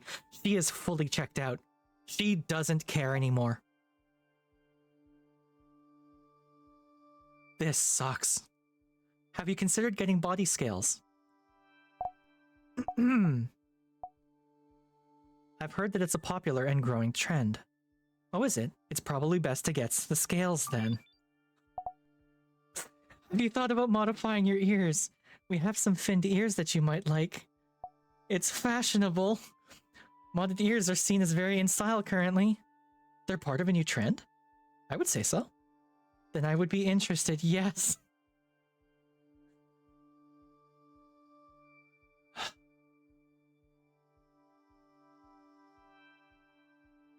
I hate this. I feel like scum. I feel like a dirtbag. What the fuck? I know, Flicker. This is killing me too. All this for $600? Who fucking cares? Then I'll add it to the lists. I don't want to push Florence too much. I walk her over to Dr. Saul and wait while she has the physical. Saul gives the go-ahead and Florence pays her deposit. She turns to me with a final smile. Thank you. I'll see you tomorrow. Oh, I thought it was Nibbles that was gonna make me cry. And with that, the siren is gone, along with all her glittering splendor. I decide to stay and finish the paperwork on Florence in the lobby. After getting through about half, I hear the swish of the front door opening and notice Ocean walking in. Ocean, you were so much easier to deal with. Hey, Jin. Friendly. Why not? Back again, I see. Here for the procedure? Yep. Dr. Soul has a lot of experience. You're in good hands. Hey, by the way, I guess I should have mentioned this to anyone who's new watching me. I am not a voice actor. I'm sorry if you've come in here hoping for voice acting. The best I can do is narration. I've tried voice acting in previous games when the mood suits me or when the whim hits me. I'm not doing it for this one for whatever reason. Yeah. I'm sorry if you were hoping for voice. I'm not a voice actor. You get a voice out of me, and I can try and put a slightly different inflection on it, but... Wonder if there was a way to give him Winnie's UV eyes. I know, right? Too late for that. Do I just wait here, or... Oh yeah, she'll come get you when she's ready. I'll let her know you're here. Alright, cool. I type a quick message to Saul saying that Ocean's here. You get 3 tones of voice depending on vibes, yeah, basically. Make small talk. Let's try and calm him down. Are you excited for your trip? Oh, I actually had to cancel my trip. Oh no, Ocean. The procedure came out to more than I expected, and I didn't have enough saved for both. I'm sorry to hear that. Yeah, just then, Saul steps out from the surgery. Hello, Ocean. If you're ready, you can follow me. Ocean offers me a smile and follows after Saul. Saul nods to me before closing the door behind them both. I head back to my office with a lingering smile. It's nice seeing how happy Ocean is, and it doesn't hurt that they'll be paying the rest of their fee today.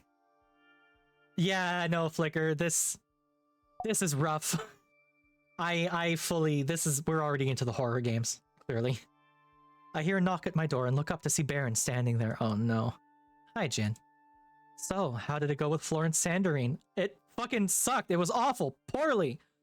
I don't like the sound of that. We'll go over all the details at our usual one-on-one. I just wanted to check in. Keep at it. He gives a wave and then walks off. I hope he's happy with how I handled things. Later that day... When I get home, I notice Nibbles hasn't eaten today. No, I can't take this. I pull her into my lap and run a hand along her ears and count my breaths. I offer her some kale and feel a bit relieved when she starts chewing on its corner. I glance at the stack of boxes awaiting unpacking, and fatigue preemptively settles on my shoulders. I pull out kitchen appliances, and I have no room for, and haphazardly squeeze them onto my limited counter space. A lot of them end up beneath the kitchen table. I sigh. Another reason it'll be some time before I have guests. I decide to get to bed early, feeling restless and wanting the day to be done with. I know, Flicker. I know. Oh boy, oh boy. Well, no, I've earned 2,600 today, so I'm getting up there. I'm leaving I'm staying with this. I turn off my phone and drop it on my bedside table face down. Florence's smile haunts my thoughts as I wrestle with sleep. I can't help with the feeling that there's something I missed. Jin, you missed it. I didn't. If I had a soul, I would have said no to that. Sleep. I wake up at 3 in the morning with a start. Breath shaking, I try to lay back down and relax, but I can hear my blood rushing in my head. In my ears. My fingers. Just turn to a life of crime if needed, I know. My fingers twitch and my legs don't want to settle. I sit up and try to think of a way of distracting myself. I don't get much more sleep that night. My alarm goes off and I turn it off, already awake, halfway through making coffee. I sigh.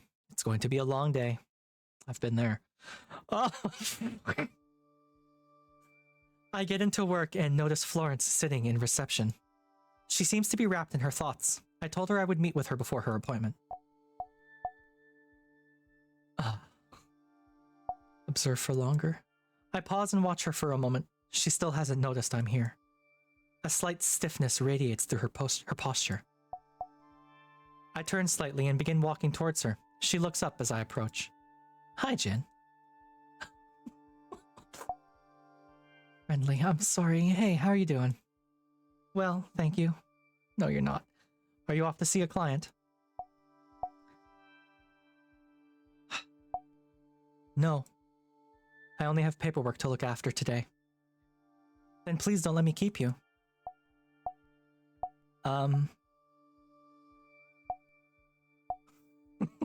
You're not keeping me. Don't worry, you're not keeping me at all. Fuck. How is your family? They are well, thank you.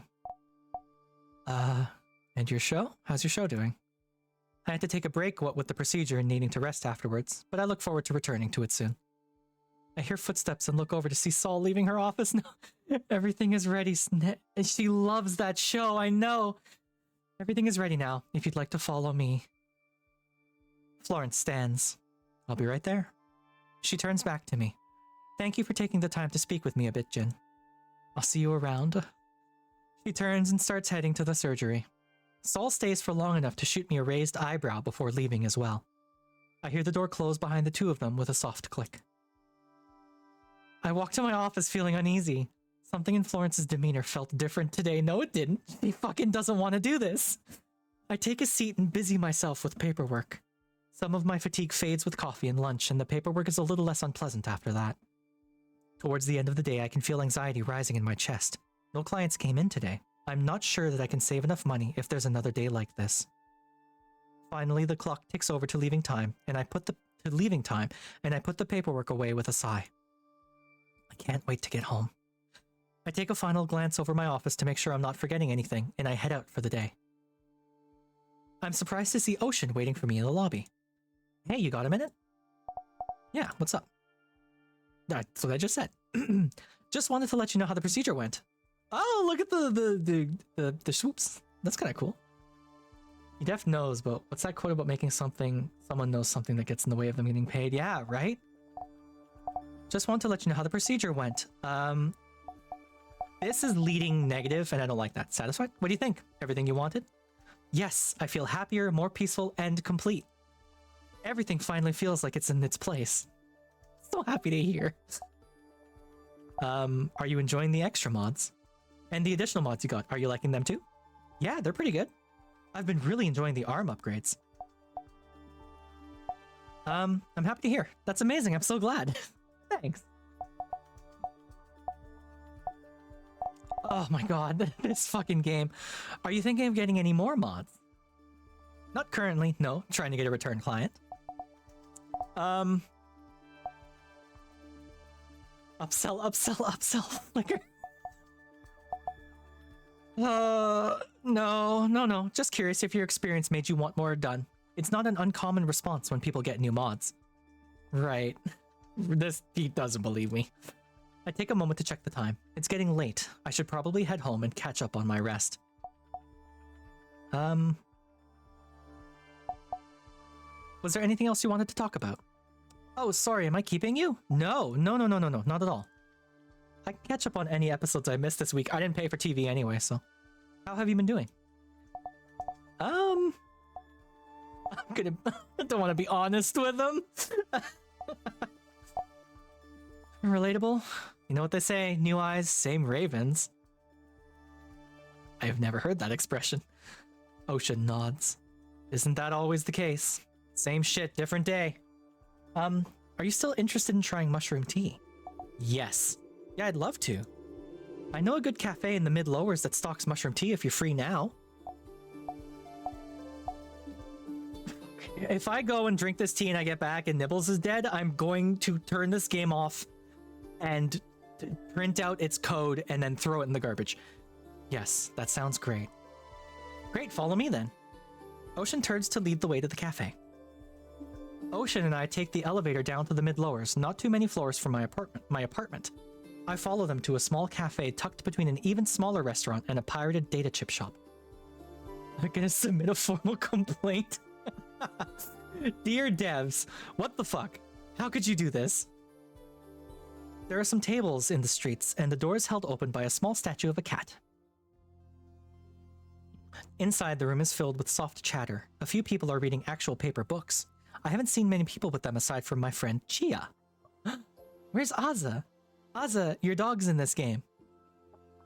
Do you want to order something and then we can sit? Ask what Ocean recommends. Is there anything here that you would recommend? The menus on the wall have a flavor key and it hasn't let me down yet, so I'd suggest choosing something from there. If you're feeling adventurous, I could order for you. Yeah, let Ocean order for you. Could you order for me? Sure, why don't you grab a table? Just as I turn to look, I notice someone leaving and start making my way to their table. I check my phone and notice a few messages about bills and nothing else. When I look up again, Ocean is walking towards me holding 2 drinks. Blech. What did you get me? One of my mushroom teas. I hope I picked a blend that you like. Thanks. Take a sip. I lift the mug to my lips and take a slow sip. The tea tastes like I got an achievement. The tea tastes earthy and a little sweet. It feels gentle, grounding, and warm. How do you like it? Honest, I wasn't sure what to expect, but I really like it. Glad to hear. Thank you for ordering for me. Am I flirting with Ocean right now? I'm glad you like it. How's your drink? It's good. I got a mint tea latte. That might be good, actually. How's your week been going? Oh boy. Well, he asked me out to tea. We're outside work. I'm gonna be honest with him. It's honestly been a bit stressful since my pet rabbit Nibbles is sick. I'm also having a bit of tension with my boss. So not the best. Sorry to hear that. Will your rabbit need surgery? Yeah, it's scheduled for next weekend. I hope it goes well. Thank you. How about you? How about your week? Honestly, I've been happy as the city is tall. I wanted this surgery for so long. To have finally saved up and made it here and got it feels so amazing. Oh god, I can't help but wonder, like, if I had supported Florence, if I had helped her realize that she's being trod upon, that she was being made to feel less than for stupid trends, maybe we could have been friends? You know, maybe she would have broken free from her family. She's gorgeous, and she already has an established popular show. It's not like she would have hurt for money, you know? And maybe she could have helped me in some way. And maybe I made a mistake. Just... I'm approaching this from the angle of it being a video game, and also from the angle of just being a regular human and hating this shit. It hurts. Yeah, Flicker. I feel comfortable in a way I never have before. Fucking jealous? Can I have that? That's so great to hear. Do you have any fun plans for this weekend? No, the opposite. Honest, I'm not sure yet. It'll depend a lot on how Nibbles, my rabbit, is doing. That makes sense. I'm sorry you need to deal with that. Thank you. How about your weekend? You have anything planned? Moral dilemmas in my video game? I have played games with moral dilemmas before, but never quite like this, which I guess is a testament to the writing of this game. Just hanging out with my friends. What do you think about the cafe? I like it. It's really lovely. The heart of this place seeps into every corner.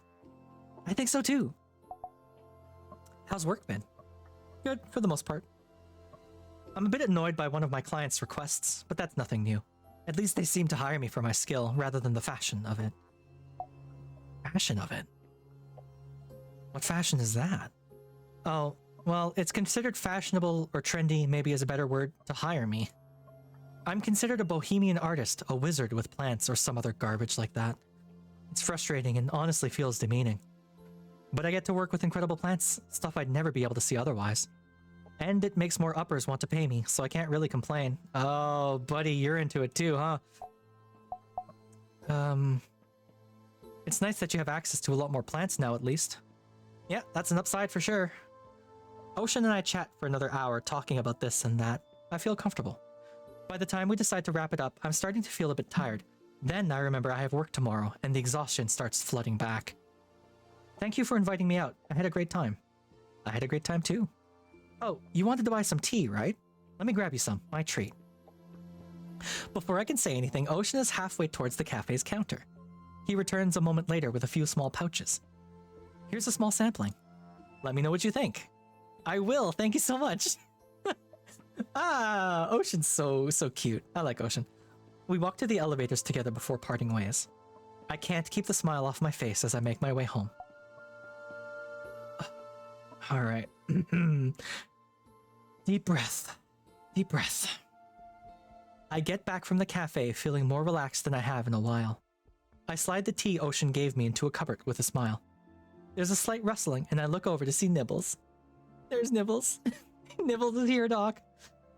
She seems livelier than usual. Check on Nibbles. Nibbles moves towards me as I approach her enclosure. She's eaten a lot more of her food today, and I feel incredibly relieved. Me too. Let Nibbles out.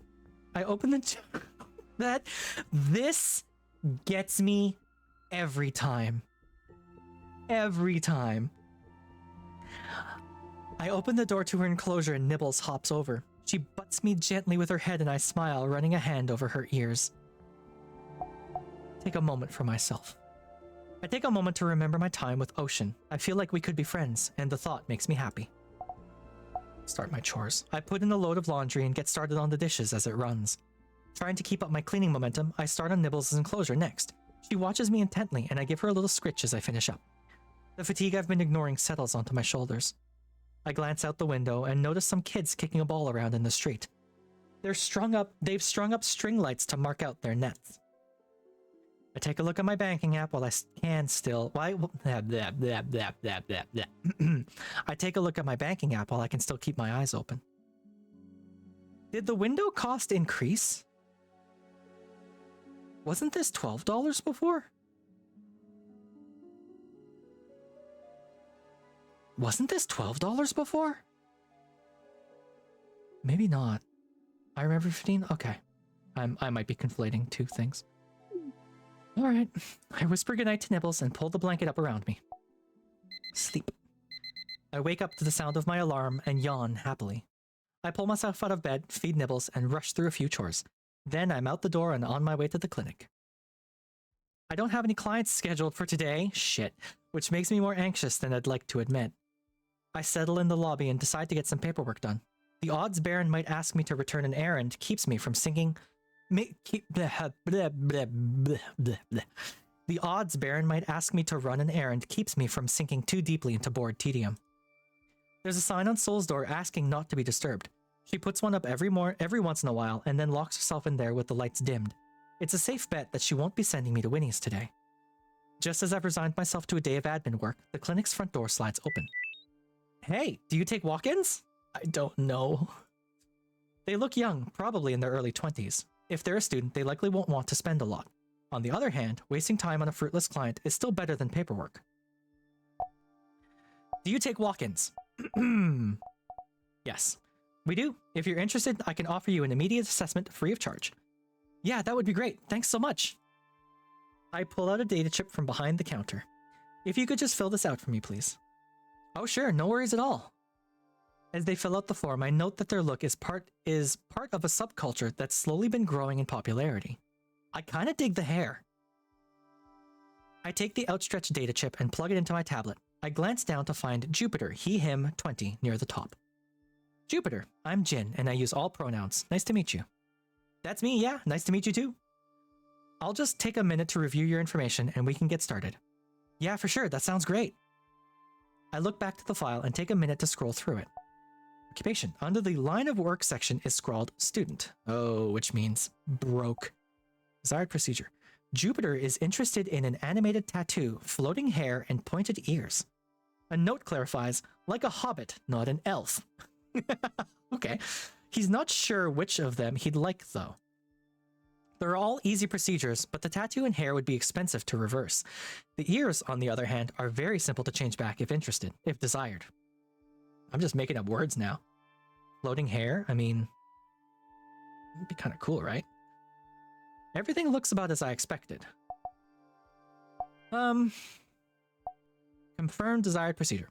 You're not sure exactly what you'd like? I have an idea, but I'm not settled. Is that okay? Of course, that's what consultations are for. Shall we move to my office? Yeah, that sounds great.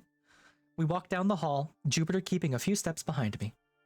Does it float over your head or just not droop? So I sold the same thing to Florence. The holographic hair also floated, I think. Or at least I mentioned that floating hair is trendy. I think it's just kind of like... The way I picture it is, you know when you're in a pool and your hair does the thing? When you're underwater in a pool? That's what I'm picturing. Like Ariel's hair from The Little Mermaid, you know? Jupiter keeping your steps behind me. I push open the door and walk in. Jupiter stands blankly in the doorway for a moment. Is everything okay? All good? Oh yeah, no worries. Jupiter steps forward and pauses briefly before taking his seat. Floating hair is fun until you get too close to a fan.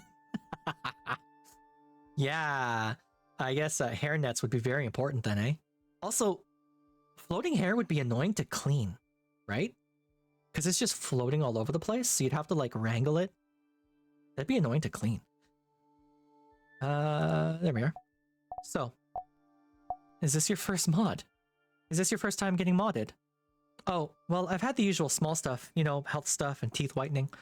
He points at the device on his left arm. Like this insulin pump. Oh. Joking, friendly, professional.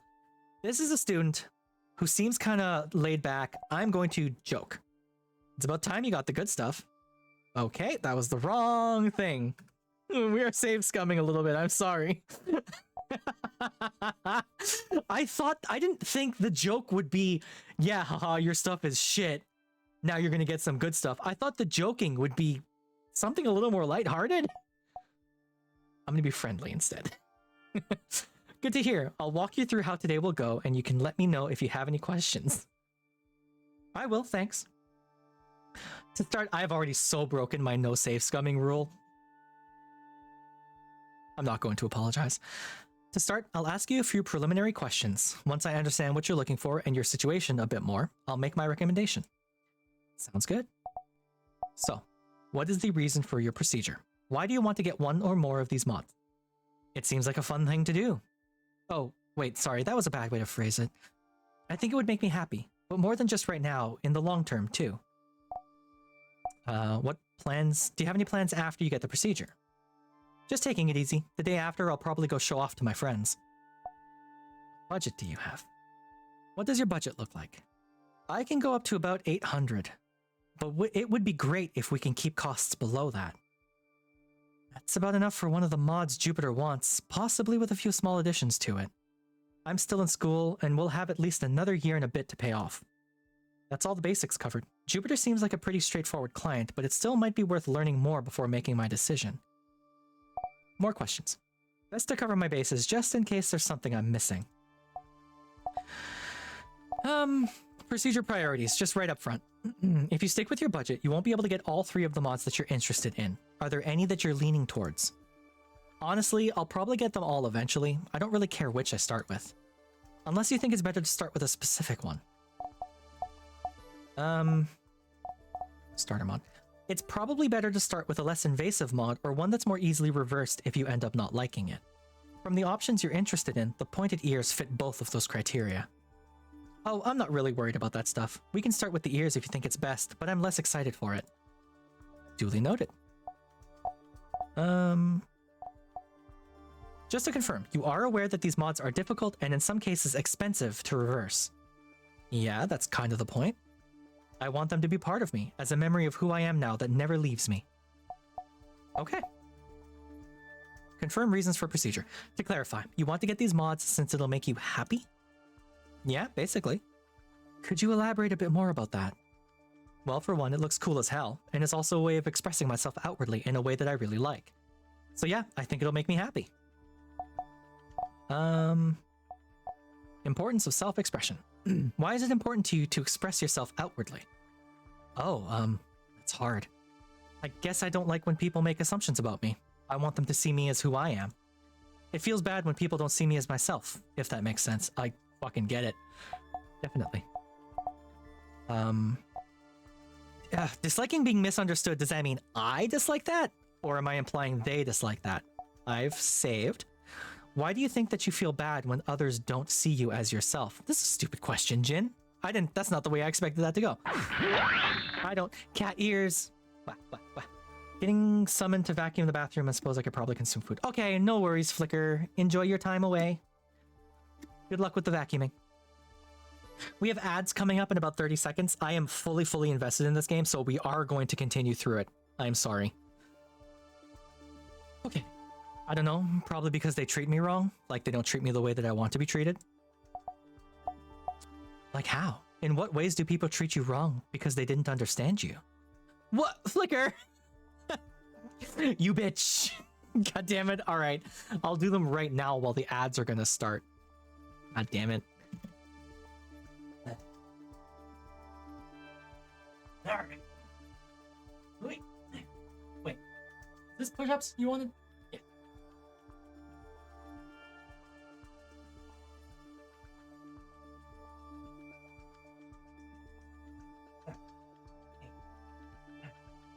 Yeah. Okay. Get out of here. I hope you don't have luck vacuuming the bathroom now. Okay. Hydrate. And the ads are coming up, so I hope you don't mind.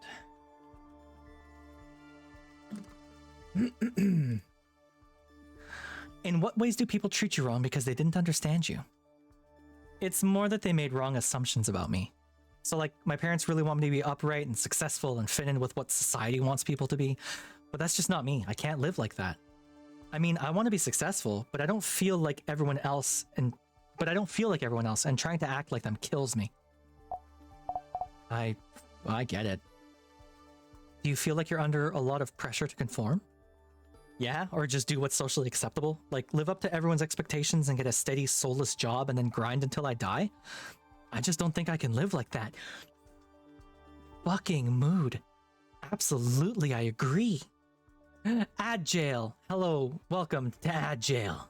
Welcome, everyone. Join me in the pool in Ad Jail. If you aren't getting ads, bring a bath bomb. We can get all soapy in here. I just don't think I can live like that. I understand. I can definitely understand why you feel that way. I'm glad you were able to figure out how it was making you feel and are now taking steps to address it. Oh, thanks. Hey, Jupiter, you're also pretty cute. Everyone in this game is very pretty. I kinda dig it, actually. Anti-conforming plus self-expression. So you feel like showing others who you are will make them understand you, and this will make them stop trying to make you conform with their own expectations. Yeah, or like stop them from assuming that I do conform with those expectations and then treating me like I do, or that's the normal default. I can't control their actions and whether they try to make me conform, but I can try to impact how they perceive me. Bro's right. And I guess that also makes me feel more confident and validated in my identity. Cool. If you don't mind talking about it, I'd love to hear a bit about what you're studying. Not at all. I'm studying commercial art. Commercial art. And commercial art is... Oh, sorry. It's art related to selling things. Fuck. So I'm learning stuff like product design, marketing, advertisement design, things like that. Are you enjoying it? Yeah, for the most part. I like a lot of the art stuff, but the business side can be pretty boring. Mood. Yup, relate. Yeah, I get that. That's the least favorite part of my job, too. Don't you just talk to people? What kind of business things do you need to deal with? Is every job in this universe selling something? I think so. Like, I keep going on about capitalism, but I think this game is like hyper late stage capitalism of the video game, you know? A psychline acts as a cross between a consultant and a salesperson. A large part of my job is matching clients with the right mods or figuring out how to sell them on features. I have to act within the bounds of reason, of course. Part of the reason for the interviews is to ensure that I'm making informed decisions that benefit the client. The ads are done. Welcome back, everyone. But there's a lot of business-related things involved throughout. I hadn't thought of it that way, but that makes sense. Sorry you have to deal with all that. It sounds stressful, to be honest. It is. It's just life, but thank you. What's your favorite kind of art? So you're not really happy with commercial art. What kind of art do you like making? I love murals. They're so cool and big and so many people see them, and the way they can change the feel of an entire neighborhood. Oh, sorry, I'm rambling. Buddy! But I guess, in short, they're super cool. That wasn't rambling. No, fuck. Go off. Go off, King. You're not rambling, just answering my questions. We're here today to talk about you. Learning more about you is helpful and interesting. Oh, wow. Thanks. The blush. I like Jupiter. What kinds of things do you like painting about in your murals? Oh, well, lots of things. I guess that I like painting about things that connect to what's important to me. Or, sorry, that probably didn't make a lot of sense. What I mean is that what I like best is designing a piece around a central theme. And it's even better if the theme is important to me. Like what? What kind of themes for your murals are important to you? I guess I like things around community and helping one another, or calling out greed and corruption, or even just pointing out things that are wrong or could be better. What about you? What are you passionate about? My rabbit! My rabbit. I love spending time with people I love, my friends and my rabbit. And I do like my work, getting to know people, offering advice. It makes me feel like I might be able to really help someone, except for this one lady called Florence-Sanderine, whose entire life I fucking ruined because the almighty dollar. I also really love watching TV dramas. Oh, that's cool! I mostly watch animated stuff, but I like Severing My Heart from Yours a lot. It's a popular show, but not one of my favorites.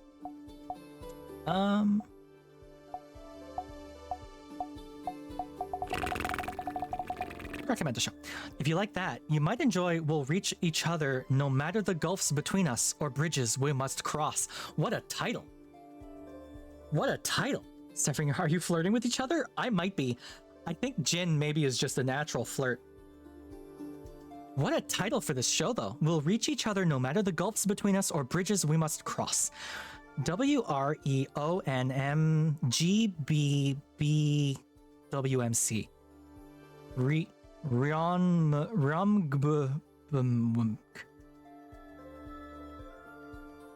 It's a bad acronym. I'll have to check it out. Thanks for the suggestion. Circle back to another topic. Circling back a bit. Mural locations. Where do you usually paint your murals?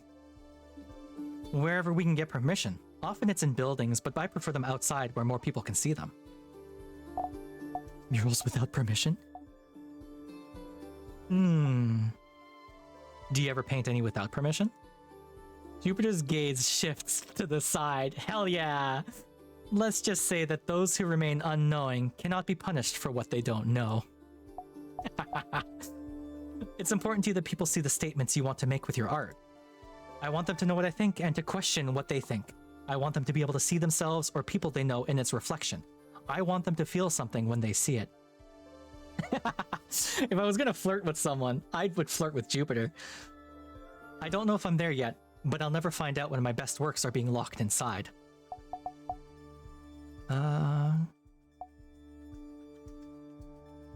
Ritz, why did you choose to study commercial art? It's the only way I could convince my parents to let me go to school for art. It's really important to my moms that I get an education, but they were really adamant on me studying something that they deemed useful. Oh. Why was it so important to your parents that you go to post-secondary? They think it'll help me get a better job and make more money, and it's an opportunity that they didn't really have. They just want to see me be okay and do better than they did. That's fair. And I really appreciate it. They've taken on a lot to get me here. What are some of the ways your parents have helped you? Oh, well, they've supported me and been there for me. They've also taken out some loans to help pay for school. That's why it's important to me to do really well and make enough to pay them back. It's just hard when making money so often means selling yourself. Or wait, I meant like compromising on your values. You know, I fucking know. Compromising on my values? Hey, Jupiter? Hey, Jupiter? I know compromising about my values. I am fully aware of that. It sucks. It's the worst. I agree. I get that. It's hard but important to understand your values and stick with them. Yeah, exactly. If money is tight at the moment, is getting these mods a safe decision for you? Well, so, my moms have done a lot to get me where I am now, and I do want to get a good job and help them. But if I don't enjoy my time right now, and if I'm not happy, then what was everything they did for? So, I'm leaving worrying about that kind of stuff for later. Bye, cat ears. Okay. What would be your... yeah. What do you want to do after you graduate? I'll probably end up putting together ads for some large firm while I paint on the side. Over time, I'll try to swap over to full-time painting. Mods may impede employment. Circle back to... oh, this is a fair point. Some of the mods you'd like to get are considered a bit out there. Are you worried they might prevent you from landing a job at a big firm? I mean, not really. Most people are over that, and it's more accepted for artists to have aesthetic mods in any case. I'm surprised you don't have more mods, actually. Working here, I mean. I'm just gonna move on. It is what it is. Let's move on for now. Based on what you said about working for a firm, are you willing to compromise your values for work after all? Just in the short term, and only if I can't get by without that before then. I mean, I need at least some kind of backup plan. This kid's got a good head on his shoulders. Do you feel like your happiness is tied to how you express yourself through your appearance? Definitely. My friends who do it seem so much more alive and confident. Do your friends have a lot of mods? Some of them, but others have none or just a few. Oh wait, I'm not just getting mods to fit in or anything. This is something I want for myself. Shh. What kind of mods do your friends have? Yes, that's what I just said. What kind of mods do your friends have? Oh, like the usual stuff, like cat eyes or snake eyes or animated tattoos. Snake eyes would be cool. Some also have pointed teeth or floating hair. You know, like what glam scummers usually get. Glam scummers. Right, that's the name of the subculture that students have been diving into recently. It seems to focus on independence and rallying against the status quo. So a lot of your friends are getting into the glam scum aesthetic, and that includes modding? Yeah, essentially. It can be cool to be part of something bigger than yourself, like you're connected to others. Yeah, exactly. Community is something that's really important to me. But yeah, like I said before, this is for me. Your friends mean a lot to you? They mean the world. I wouldn't be who I am without their support. In what ways do your friends support you? Oh, lots of ways. I don't know if I can list them all now. But a few of them are that they're always there for me and they always listen to and care about what I have to say. They don't assume I'm anything but what I want, but I say bleh. Bleh. They don't assume I'm anything but what I say I want to be, and they try to help me understand myself and be happy about myself. They really care about what I'm interested in and what to share in the joys of those things with me, and want to share in those joys. There's more, but I think you probably understand. Yeah, your friends sound like they mean a lot to you. They do, absolutely. What do you mean when you say that you want to get mods for yourself? Okay, wait, let me go back a bit. My friends always act and dress like themselves. They don't think about how others might want them to be. Their identity screams through everything they do and in every part of how they look. And I want to do that too. Show the world who I really am. Show them my inner world and direct how they see me. Okay. You mentioned you were in school. Yes, and I'm also working part-time. Are you sure you're in the position to make this kind of purchase? I thought about it a lot, you know, going back and forth on it, talking to friends. In the end, I realized that doing this is something that's going to make me really happy. It means a lot to me. Even if it puts me in a tight spot, it's worth doing now. So you're working part-time? Yeah, I work at a receiving dock. Oh. What kind of work do you do at the receiving docks? Mostly logistics, tracking what comes in, telling people where to put things, preventing jams in aisle 114, you know. Do you have to deal with any dangers or hazards as part of your work? No, not really. The guys who offload the cargo sometimes wear haz gear, but I'm deep enough in that I'm only impacted if there's a big storm. And even then, I just get a rebreather. So really nothing major. Oh. Right, because we can't go outside anymore. Do you enjoy your work at the docks? Yeah, no, not really. It helps pay for school and stuff, though. Have you seen any interesting shipments while at work? Usually, you don't know what's in a box unless it's a big staple like food or parts.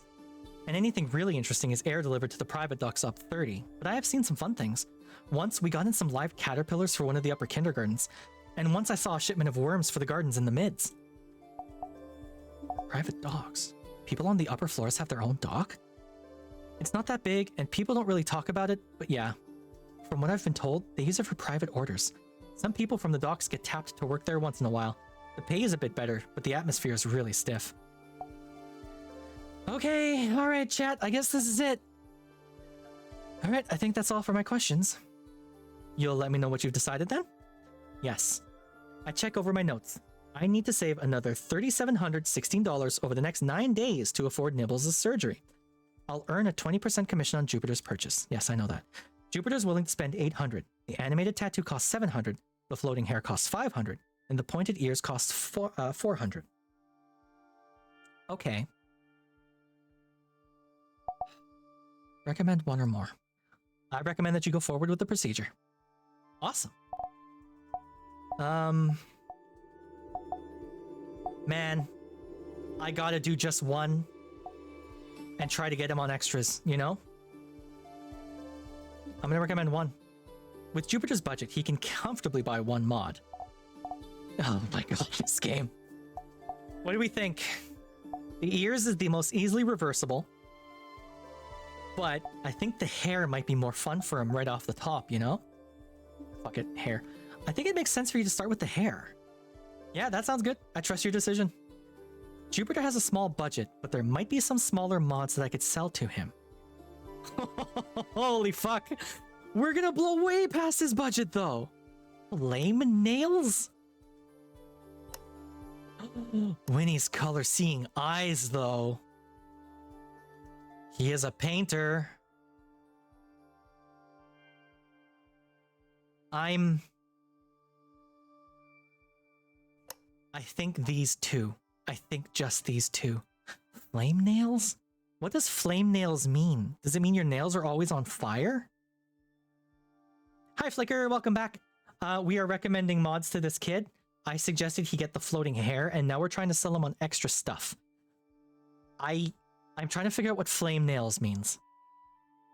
You know?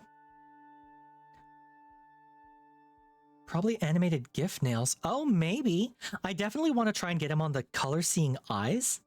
Because he's a painter. So, like... I think that makes sense. Before we move on, I'd like to tell you about some of the other mods we sell that I think you might like. Sure, sounds good. As I'm explaining them, you'll be able to see the mods information on that tablet in front of you. Cool.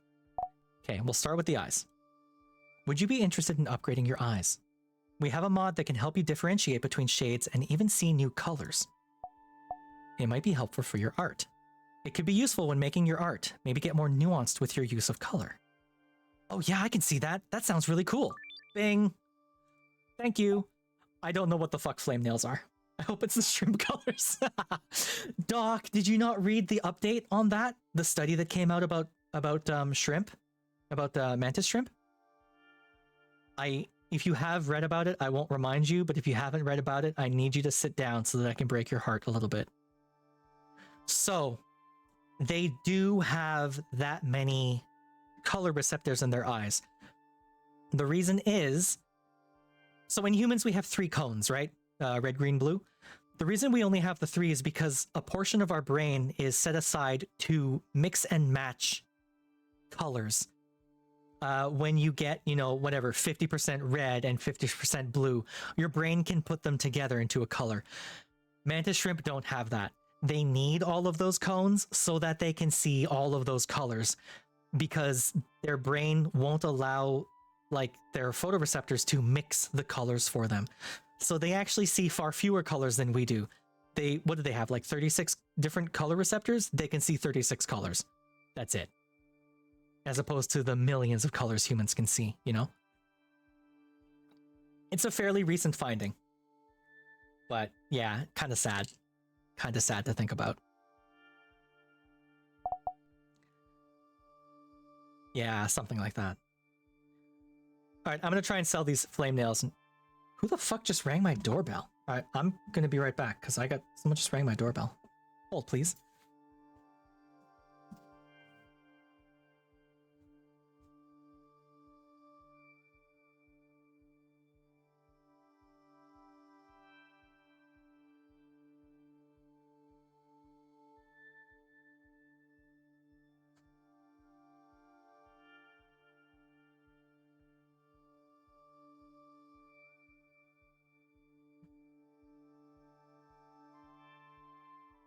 What? I have returned. We get a package. Someone delivering something. What would you think of getting flaming nails? What does that mean? You mean like they're on fire? They look like flames off the tips of your fingers, but they don't actually burn. It is all of these things. All three of these things is trendy is not going to fly with this kid because he's not really going for trends. He's going for personal expression, you know? I don't really know that it's about being rebellious either. It is kind of about being rebellious, but it's rebellious as a function of it, you know? Like it's rebellious as a... The things he's doing is making him rebellious. It's not that he's trying to be rebellious. It is cool. It's a cool mod. It looks great and has good vibes. I guess, but I don't think it's for me. That's fair. All right, that's okay. That's probably enough. I don't think I can convince Jupiter to buy much more. Then that's everything. I'll bring you to Dr. Sol next, and she'll give you a quick assessment to make sure everything is good to go.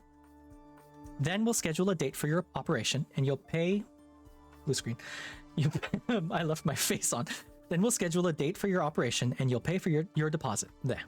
Sure, sounds good. We leave the room together. Later that day, after Jupiter leaves, I settle in to get some work done. A few hours go by and I hear a knock at my door. I look up to see Baron standing in the doorway. Ugh. Yes. Guess what? It's time for our weekly one-on-one. Oh, everyone loves a bilat. I hold back a sigh. I'd forgotten that was today. He walks into the room and takes a seat. My day's been crazy. Back-to-back calls all morning.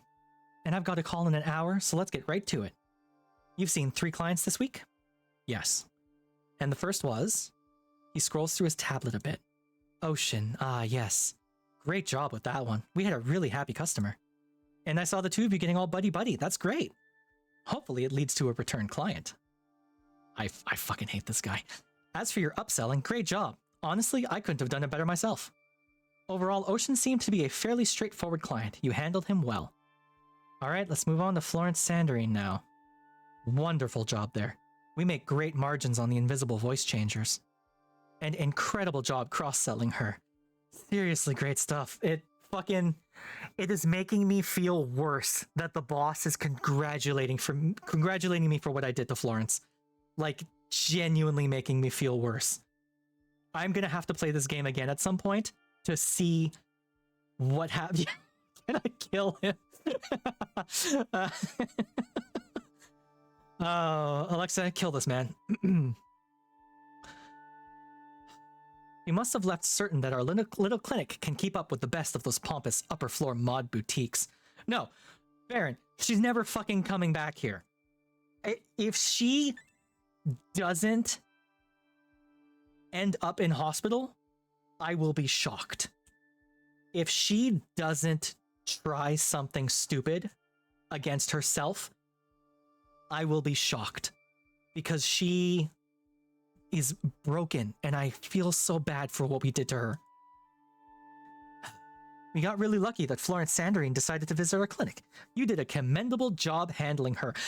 Baron, there is nothing I fucking hate more than you complimenting me on what happened here.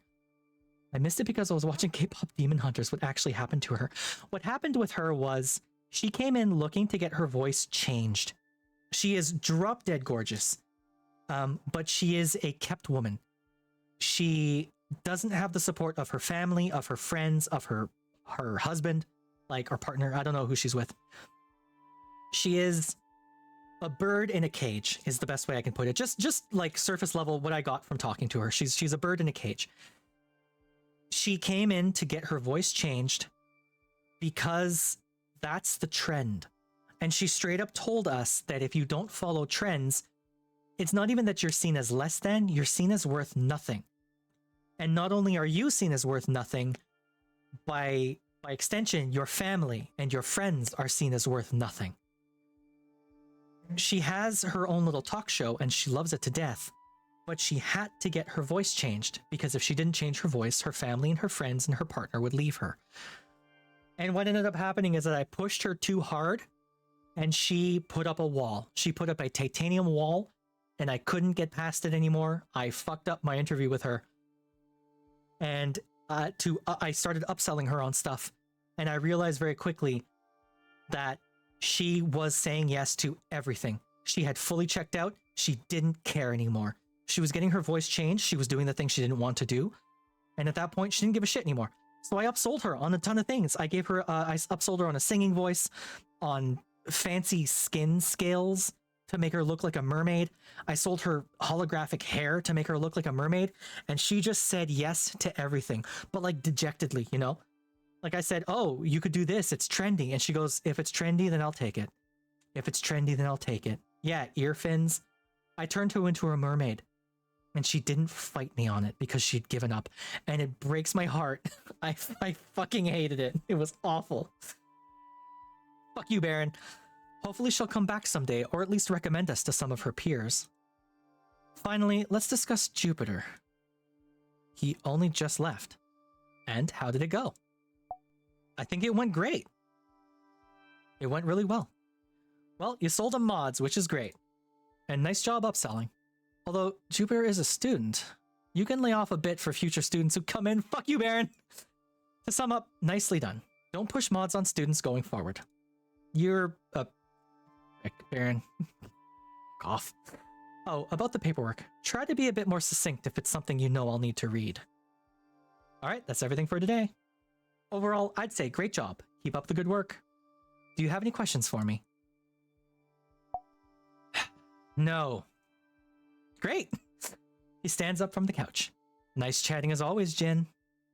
He leaves without waiting for my reply. I watch him go and let out a slow breath. Ugh. I finish the rest of my work and head home for the day. Did I miss something? No. I get home and take the time to finish some errands. I get through the dishes and laundry before starting on Nibbles' hutch. She watches me intently as I work, little baby. I leave her out after I finish and proceed to flop on my bed. Play with Nibbles. Nibbles is a bit livelier today. I move some small wooden pieces towards her and she pushes them down and tosses them aside. Oh, baby, I put them back up for her. I get up and stretch before starting on dinner. Staring at my mostly empty cupboards, I decide to add hot water to some nutrient mush and call it a night. The food is soggy and tasteless as I eat it. I glance at the disabled TV. It would have been nice to unwind to a rerun. At least this gives me an excuse to catch up on my reading. Exactly. I throw my dishes in the sink and decide to leave them for tomorrow. Okay, well, I earned a $1.20 today. I guess that's better than nothing. Alright then, time for bed. Pieces from my conversation with Baron follow me into my dreams. Sleep. I wake up and switch off the alarm. As I rub the sleep from my eyes, I console myself with the fact it's Saturday, so I won't need to work tomorrow. Also, I'm getting paid today. Oh, we work 6 days a week? Fuck. The wait for the elevators is longer than usual. I shift back and forth where I stand in line. I know, it would have been nice to make her happy. Man, I'm gonna have to play this game again at some point and do all the wrong decisions, you know? It's been worse on average since I moved down. I still can't say that I'm used to it. I step into the clinic and notice Jupiter loitering in the lobby. Hi, Jin. Jupiter, excited for your appointment? So excited. Sol said she'd be a few minutes if you have time to chat. Yes. Yeah, I got time. What's up? Okay, cool. How are you doing?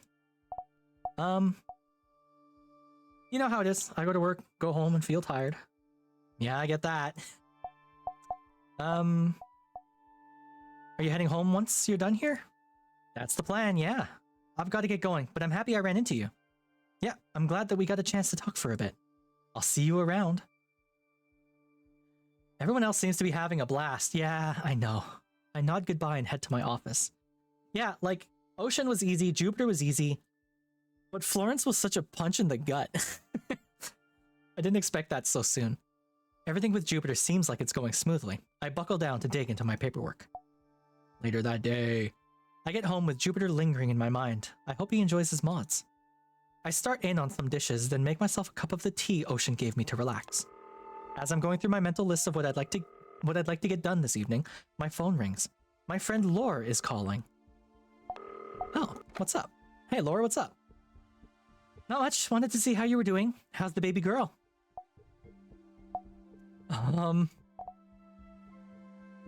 Laura's my friend, right? Not good, actually. She's going to need surgery. She would have given you so many recommendations if you'd done shit. That Flicker, you're making me feel bad. Stop it. Oh, god damn it. You're making me feel bad. She's gonna need surgery. Oh fuck, I'm so sorry. You'll let me know if there's anything I can do to help? I will, thank you. How are you holding up with all this? I'm doing alright for the most part. Don't keep everything bottled up, okay? Sure. You'll call me if you're feeling worse or you just want to chat? I will. Don't worry about me. I'm alright, Laura. Alright. Or okay. Beep. Sorry, Laura. I need to get going. No worries. Last thing, real quick. If you're free tomorrow, Vad, Chia, and I are making plans. Let me know if you'd like to join and I'll send the details. Sounds good. Thanks. Alright then. Talk soon. Bye, Laura.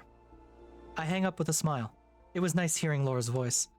I take a glance around the apartment, trying to remember what I was about to do. I take a look out the window and spot some elderly people bringing out tables and chairs. They hang a plastic frame over the seating area and then start tying lanterns to it. A few hours later, I come back to the window and see the tables have been covered in cups and small bites. It must be some kind of community event. The people at the tables smile and laugh with each other, and I smile with them. Bleh. Eventually, I settle on spending the evening with Nibbles. Despite her low energy, I take the time to groom her and coax her into eating a bit more. The end of the day approaches, and I return Nibbles to her hutch. Oh, what? I gotta pay a weekly bill too? Fucking hell. Alright. I'm gonna go without eating.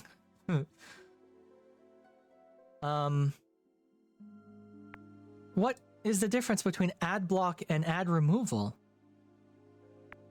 Data privacy. Like, I'm doing pretty good on my savings, right? I'm doing alright. I'm only 4,000 short, so not even 3,000 and change. I'm still not going to pay for the TV, but I'm going to pay for the rest. Especially pet food. I close the app and start getting ready for bed. I sleep in a bit the next morning, and it feels nice, but I somehow feel more groggy than normal as I make my way through my morning routine. A day to myself. I think through some options for how to spend the day. Oh. Oh god, do I hang out with Nibbles? Like, I need to see my friends, right? But at the same time, Nibbles is dying.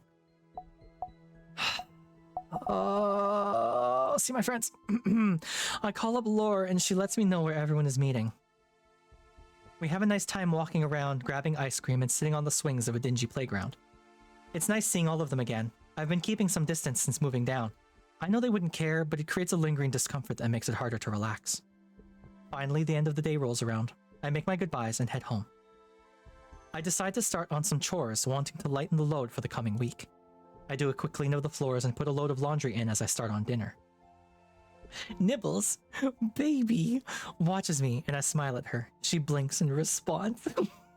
Baby, this game is making me want to get a rabbit. How bad is that? Oh god. I'm missing the rerun of the finale of Amidst the Peach Blossoms, No Paths Are Bound. It's running back to back with a new episode of The Jester's Wickedly Sharp Blade and Wit. I sigh and try to stop thinking about not having access to my TV. I just fucking paid for this! Urgh. If they charged me monthly, it would be easier to understand how much I'm actually spending. I sigh and fall into bed. Sleep. I wake up tired. I make a cup of one of the teas Ocean gave me, and it makes me feel more like a person. I rush through the morning routine, blow Nibbles a kiss goodbye, and leave for work. I get into work and try to rub the tiredness from my eyes. I'll have to bring the tea with me tomorrow. Blinking past the blurry fatigue, I notice a figure waiting in the lobby. After another blink, the silhouette resolves itself into Jupiter. Hey, nice hair, bud. Hi, Jin.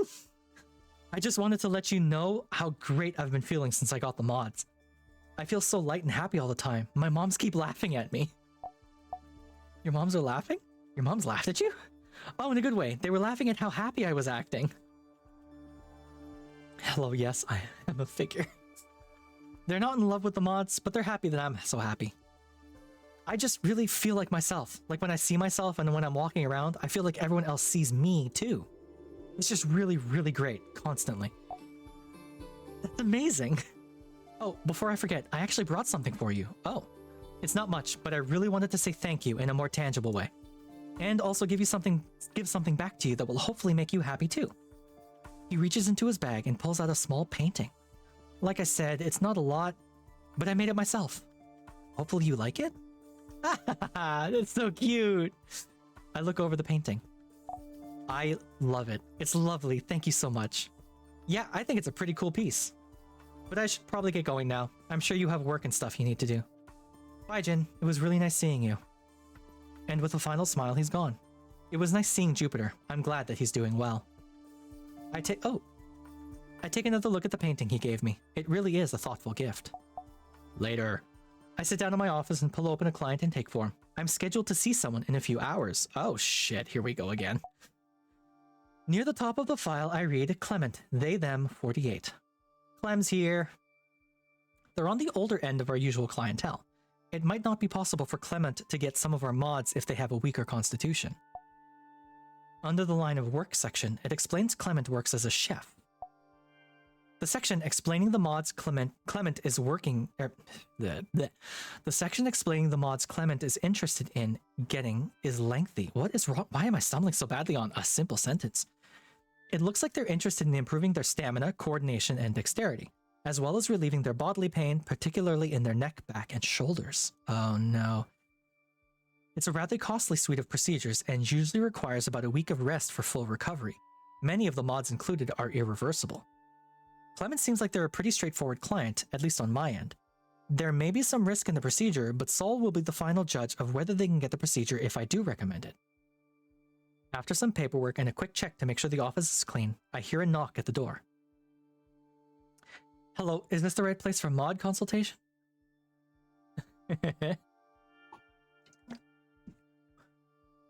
Yes, you must be Clement. I'm Jin, and I use all pronouns. I'll be looking after you today.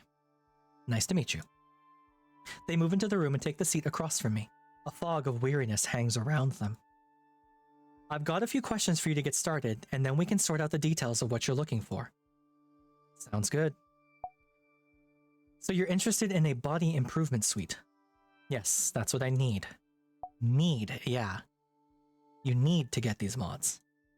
In effect, but I do also want them. I need the mods for my work. Their use of need doesn't fill me with confidence. What's up, Flicker? Do you have anything planned for after you get the mods?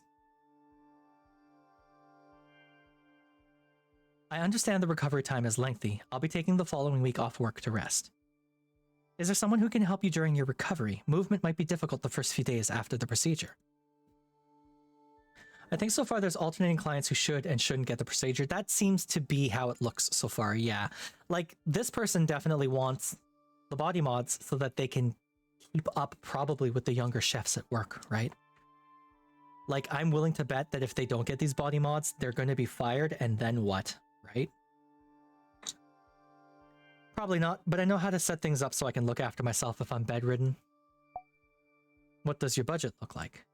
I can spend 16,000, which should be enough for a standard suite of mods. I'm not looking for any bells or whistles. Okay. That takes care of all the required questions. Aside from Soul making sure Clement is up for the procedures they'd like, everything seems all right. Learn more. I should learn more before making my decision. There are some things I'd like to clear up about Clement's motivations and recovery. Alright, are you sure that you'll be able to look after yourself if you're bedridden after the procedure? Yes, I know what kinds of preparations I need from experience. I've helped others with it before. Oh. How did you help? In what ways have you provided help? It might not be similar to what you'll experience after the procedure. My wife has a chronic illness and is often bedridden. I know what needs to be done when someone is incapacitated. Yikes! I am fucking not going there, my dude. Nope. I don't care if this is important for the game. I am not going there. Could you tell me a bit about the restaurant where you work? I work at Recall Bliss. It's a high-end spot in the uppers. Now I understand where Baron's poor taste in names comes from. Rings a bell. Hi, Clem. Clem, I'm working on a person named Clement. This person is also a Clem. How does that make you feel, Clem? How does that make you feel? Clem, how does that make you feel, Clem? What did you just come in on? I'm working on a person named Clement here. Clement is trying to get fixed. Clem happy. Type of cuisine. What kind of food do you serve? A bit of everything. I'm so hungry. I'm so hungry. We like bringing together flavors in unexpected ways to create an experience that's irreproducible anywhere else. That's irreproducible elsewhere? Yeah, Clem, you missed some real shit earlier. You're gonna have to watch the VOD for it. I might even, like, highlight it. Use up some of my highlight space on my Twitch VOD thing, because it was rough. It sounds like one of those really expensive places that serves a lot of tiny courses. You mentioned you need these mods for your work? Ooh, Divinity 2, cool. Well, welcome, welcome. Yes, that's correct. Could you elaborate a bit on that? I need the mods to remain competitive in my workplace, I figured.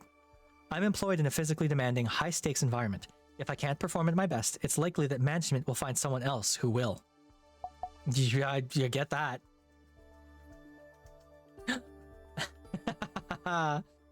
Doesn't look like Clem is a streamer. What?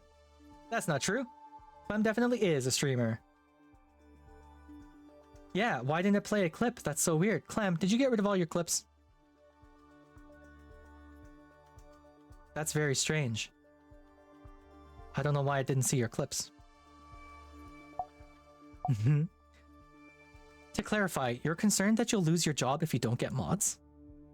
It was something I used to worry about, but management's priorities have been changing lately.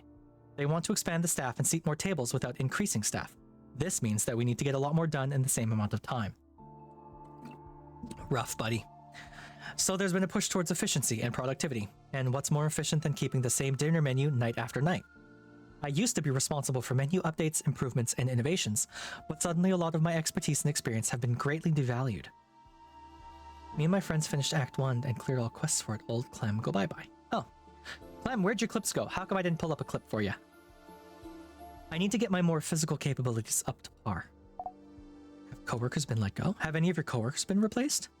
A few, mostly older chefs who management felt didn't work efficiently and earned more than they were worth. Ugh. They're bringing in younger cooks who are more fit, but also more green. I'm sure they're being paid less, and I wouldn't be surprised if they have less security in their contracts. Fucking hell. I miss the ones who have left. The new kids are alright, but it can be harder for me to relate to them. Buddy, you should quit and start your own restaurant. I know how difficult it is. That's easier said than done. Who we smashing? Aza. Clement here is NB, who is 48 and is fed up with life, I think. Welcome back, Aza. Aza, my character has a friend named Chia.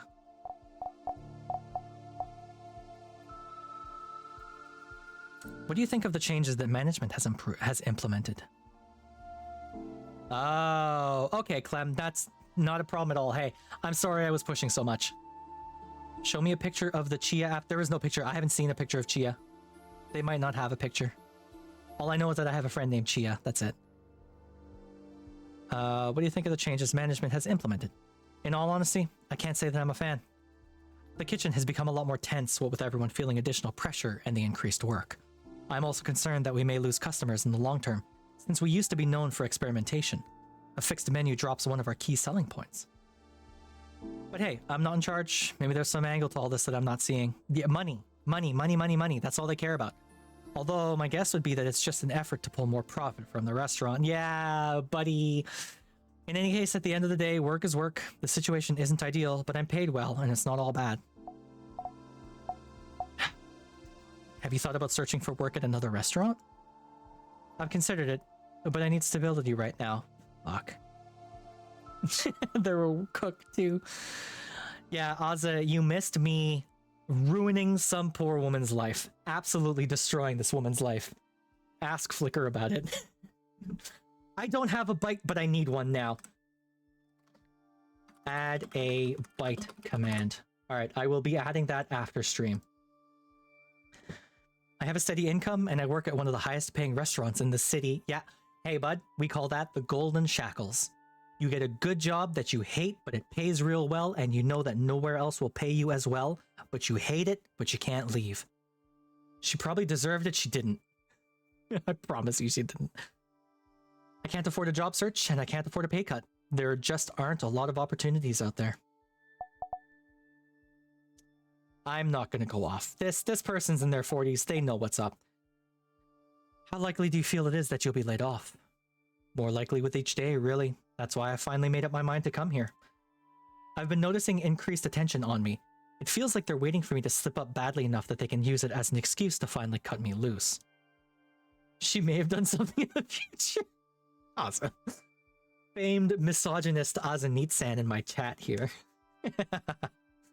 For anyone watching the VODs, Aza doesn't hate women. I'm just joking. It's a running joke. Okay, Aza. If I can keep up physically, I think they'd see the use in keeping me on to help train and manage the newer hires. For how long, though, Clement?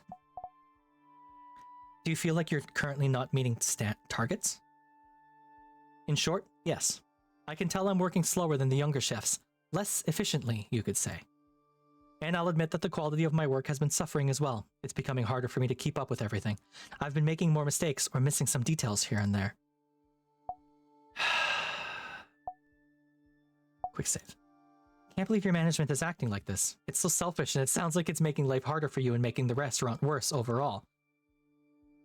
It isn't an ideal situation by any means, but it is what it is. There's nothing I can do to change the management, but I can change myself here today. Hopefully, that'll be enough for them. But it's not permanent, my guy. But thank you for your support. It's nice to know that you understand my frustrations. Oh boy. Do you feel that your work has a negative impact on your health? Yes, that's why I'm interested in mods to remove my pain. It makes it harder to work, but it's also impacting my quality of life. That's a fair thing. And the other mods I'm getting will hopefully prevent that pain from returning. Where do you experience your pain? I'm taller than average, so the counters at work are a bit low for me. I have pain in my lower back from leaning over them. I often need to carry heavy items, such as pots and pans. Most of the time, these items are hot and must be held away from the body, which makes them more awkward to hold. This causes further strain and contributes to my back pain. The other main area I feel pain in is my feet, since I'm standing all day. All the better for leaning over short counters. Have you tried medication? What's up, Clam? Are you on any medication for your pain? This is just fucking me. Yeah. Well, I'm about to sell this guy a whole bunch of shit he doesn't need because I need to save my rabbit. Yeah, the whole... Aza, in case you didn't know, the whole plot of this game is that you need to save your rabbit. And you sell out your morals to make a buck so that you can pay for your rabbit's surgery. That's the whole game. The whole game takes place over, like, 11 days. Are you on any medications for your pain? I take some over-the-counter stuff for my back and anti-inflammatories for my feet. It helps enough. Handling hot pens. Job stress. Do you find your job or work environment to be stressful? I would say it's fairly stressful, but that I'm used to it. I have developed healthy ways of dealing with it. What are some of the ways that you deal with your stress? I mostly manage it through hobbies or spending time with loved ones like my friends and my wife. You mentioned that hobbies help you deal with your stress from work. What are some of the hobbies you enjoy best?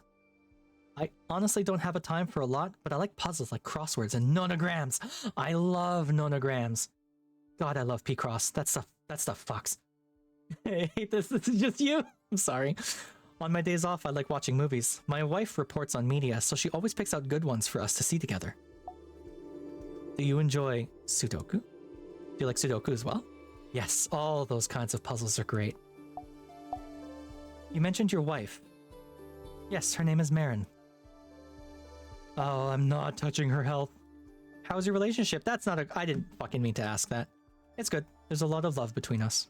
We look out for each other. Marin reports on media. Yes, she reports on news about art and media and writes critiques. She has many readers. This is such a fucking landmine. I'm saving. I am not afraid to save scum this if this goes wrong. You said that she's ill? Yes. Do you need to know about her health? Not even fucking a little bit. Nope, that's alright. We can talk about something else. I don't care if it makes me a coward. I am not willing to talk about another person's sick wife. Caring for Marin. When did you start cooking? When did you get into it? Cooking. I suppose it's something I've always enjoyed. My family used to converge on the kitchen and all get in each other's way while we assembled feasts every night.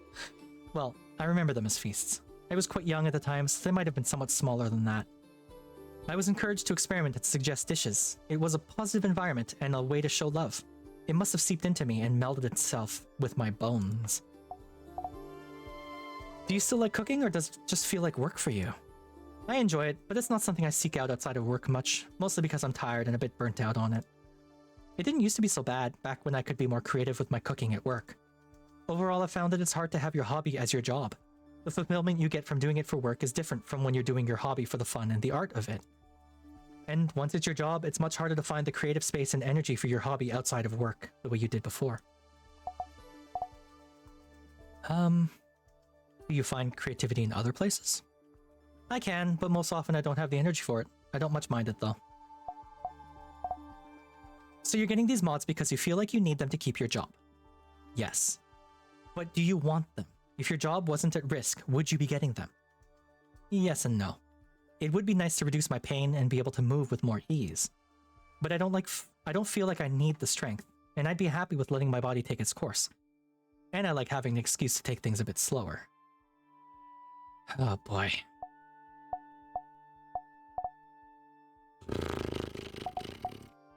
Could you skip getting the strength mod? Clement shakes their head. It's definitely an area that I'm currently falling short in. If I'm getting fixed up, might as well fix everything and not take any chances. Alright. Is there a reason you didn't get these mods sooner? It seems like you think they'd benefit you a lot. It didn't feel worthwhile to spend the money on it. What I'm currently doing to manage the pain is working well enough, and it's hard to put aside the money for this kind of a big purchase. Alright, I'm not gonna ask about caring for Marin. Let's make a recommendation. I looked down at my notes. I should make my recommendation now. I need to save another $3,319 over the next six days to afford the surgery for Nibbles. If Clement has the procedure done here, I'll earn at least $3,200, which is putting me fucking within spitting distance of the surgery. Given Sol says the procedure is safe, of course. I recommend it. Guys, I care about Nibbles so much. From our conversation today, I can recommend that you go forward with the procedure.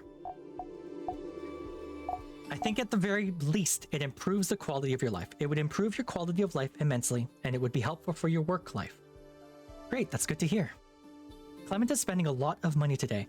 I can probably upsell them on a few things. Fucking hell. Okay. This. In message board. Definitely not slow aging. 100% not slow aging. This guy wants to live naturally, right? I'm gonna try these three. I don't know what the fuck a message board would help for him. Alright, let's give this a go. I'd like to talk to you about some other mods I think you might like. You'll be able to see information about them on that tablet in front of you as I bring them up. Alright. First and foremost, thermometer hands. Have you considered temperature proofing your hands? We have a model that can also tell you the precise temperature of what you're touching. It might improve. Oh, I don't know. Um, it might reduce arm strain at work, or it might impress your coworkers. You wouldn't need to hold hot pots and pans so awkwardly. That's a good point, and that would be nice for my back and shoulders. Yes. How about improved taste? What would you think about improving your palate? It might imbue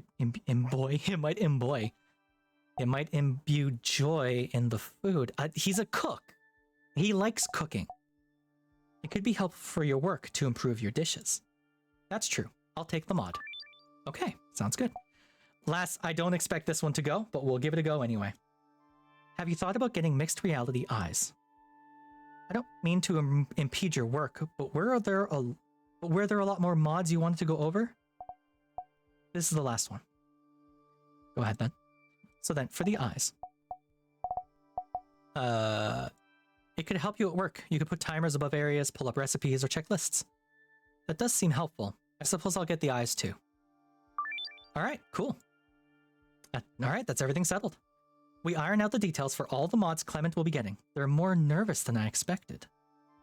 Next, I'll bring you to our resident surgeon, Dr. Soul, who will complete your physical assessment.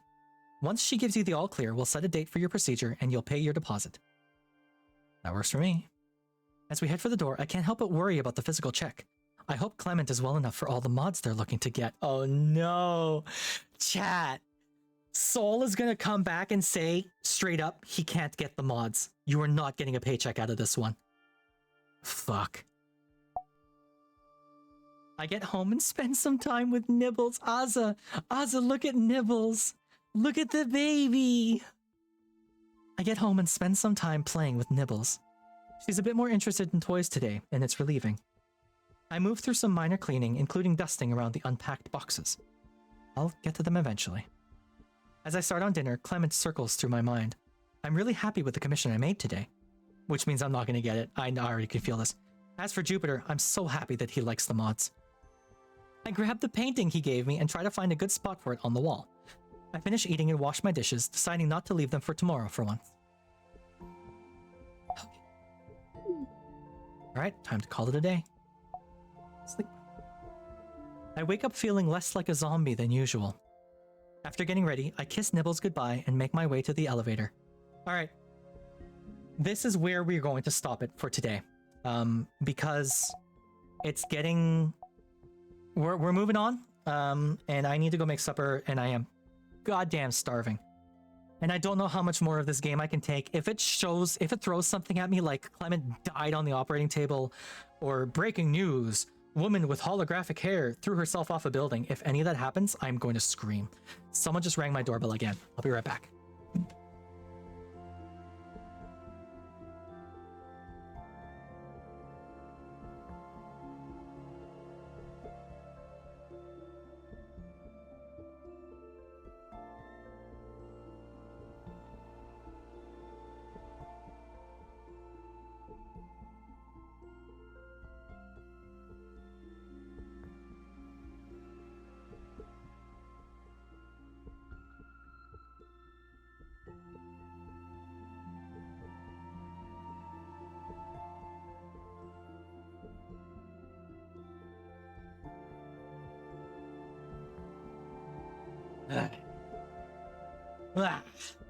You're just gonna scream. I'm back, by the way. You're just gonna scream regardless? Yeah, no, I get it. Okay, sorry, Clem, you might die. Yeah, sorry, Clem. I just sold you a bunch of stuff, but you might not make it. So, I apologize. Anyway. That's the wrong button. Okay. We're calling this quits for today. We are ending this here today. I want to thank you all so much. I have to hurry up. I'm out of snoozes. I want to thank you all so much for hanging out with me today. It's super, super appreciated. You're all the best. I love that so many people love watching me. I know I say it every stream, but I really, really appreciate your viewership, your support. You're all cool. Tomorrow, we are playing some more Ghost Watchers, me and Azza, and hopefully Spooky, and maybe someone else. I'm not sure yet who else. We'll see. But we're playing some more Ghost Watchers tomorrow. So if you like shenanigans and laughter, and not existential dread and moral dilemmas, come by tomorrow and we can have some fun. And if I don't see you, maybe I'll see you on the weekend. And if I don't see you at all for the rest of the week, I hope you have a good week. I hope you take care of yourselves. Autumn's on the way. Don't go out getting sick yet. Halloween's almost here. Look forward to October. I've got some cool stuff planned. Let's find someone to raid to before my ads start. Go over here. Complete all of these. Open up Twitch. I have less than a minute to find someone to raid to. Go to my own channel. Is anyone else playing this right now? Someone is playing this right now, but I don't know who they are. Oh, no, I'm not going to send. I want to support people, but I am not going to send you to this person because this person is also talking to Florence. And I don't want to put Flickr through that again. Shio is streaming. We're going to raid out to Shio. I haven't raided to Shio in a minute. Okay, I need to put the raid live because the ads are coming. Hey everyone, raid is live. Thank you all so much for hanging out with me. You're all great. I love you all. Bye. Bye everyone.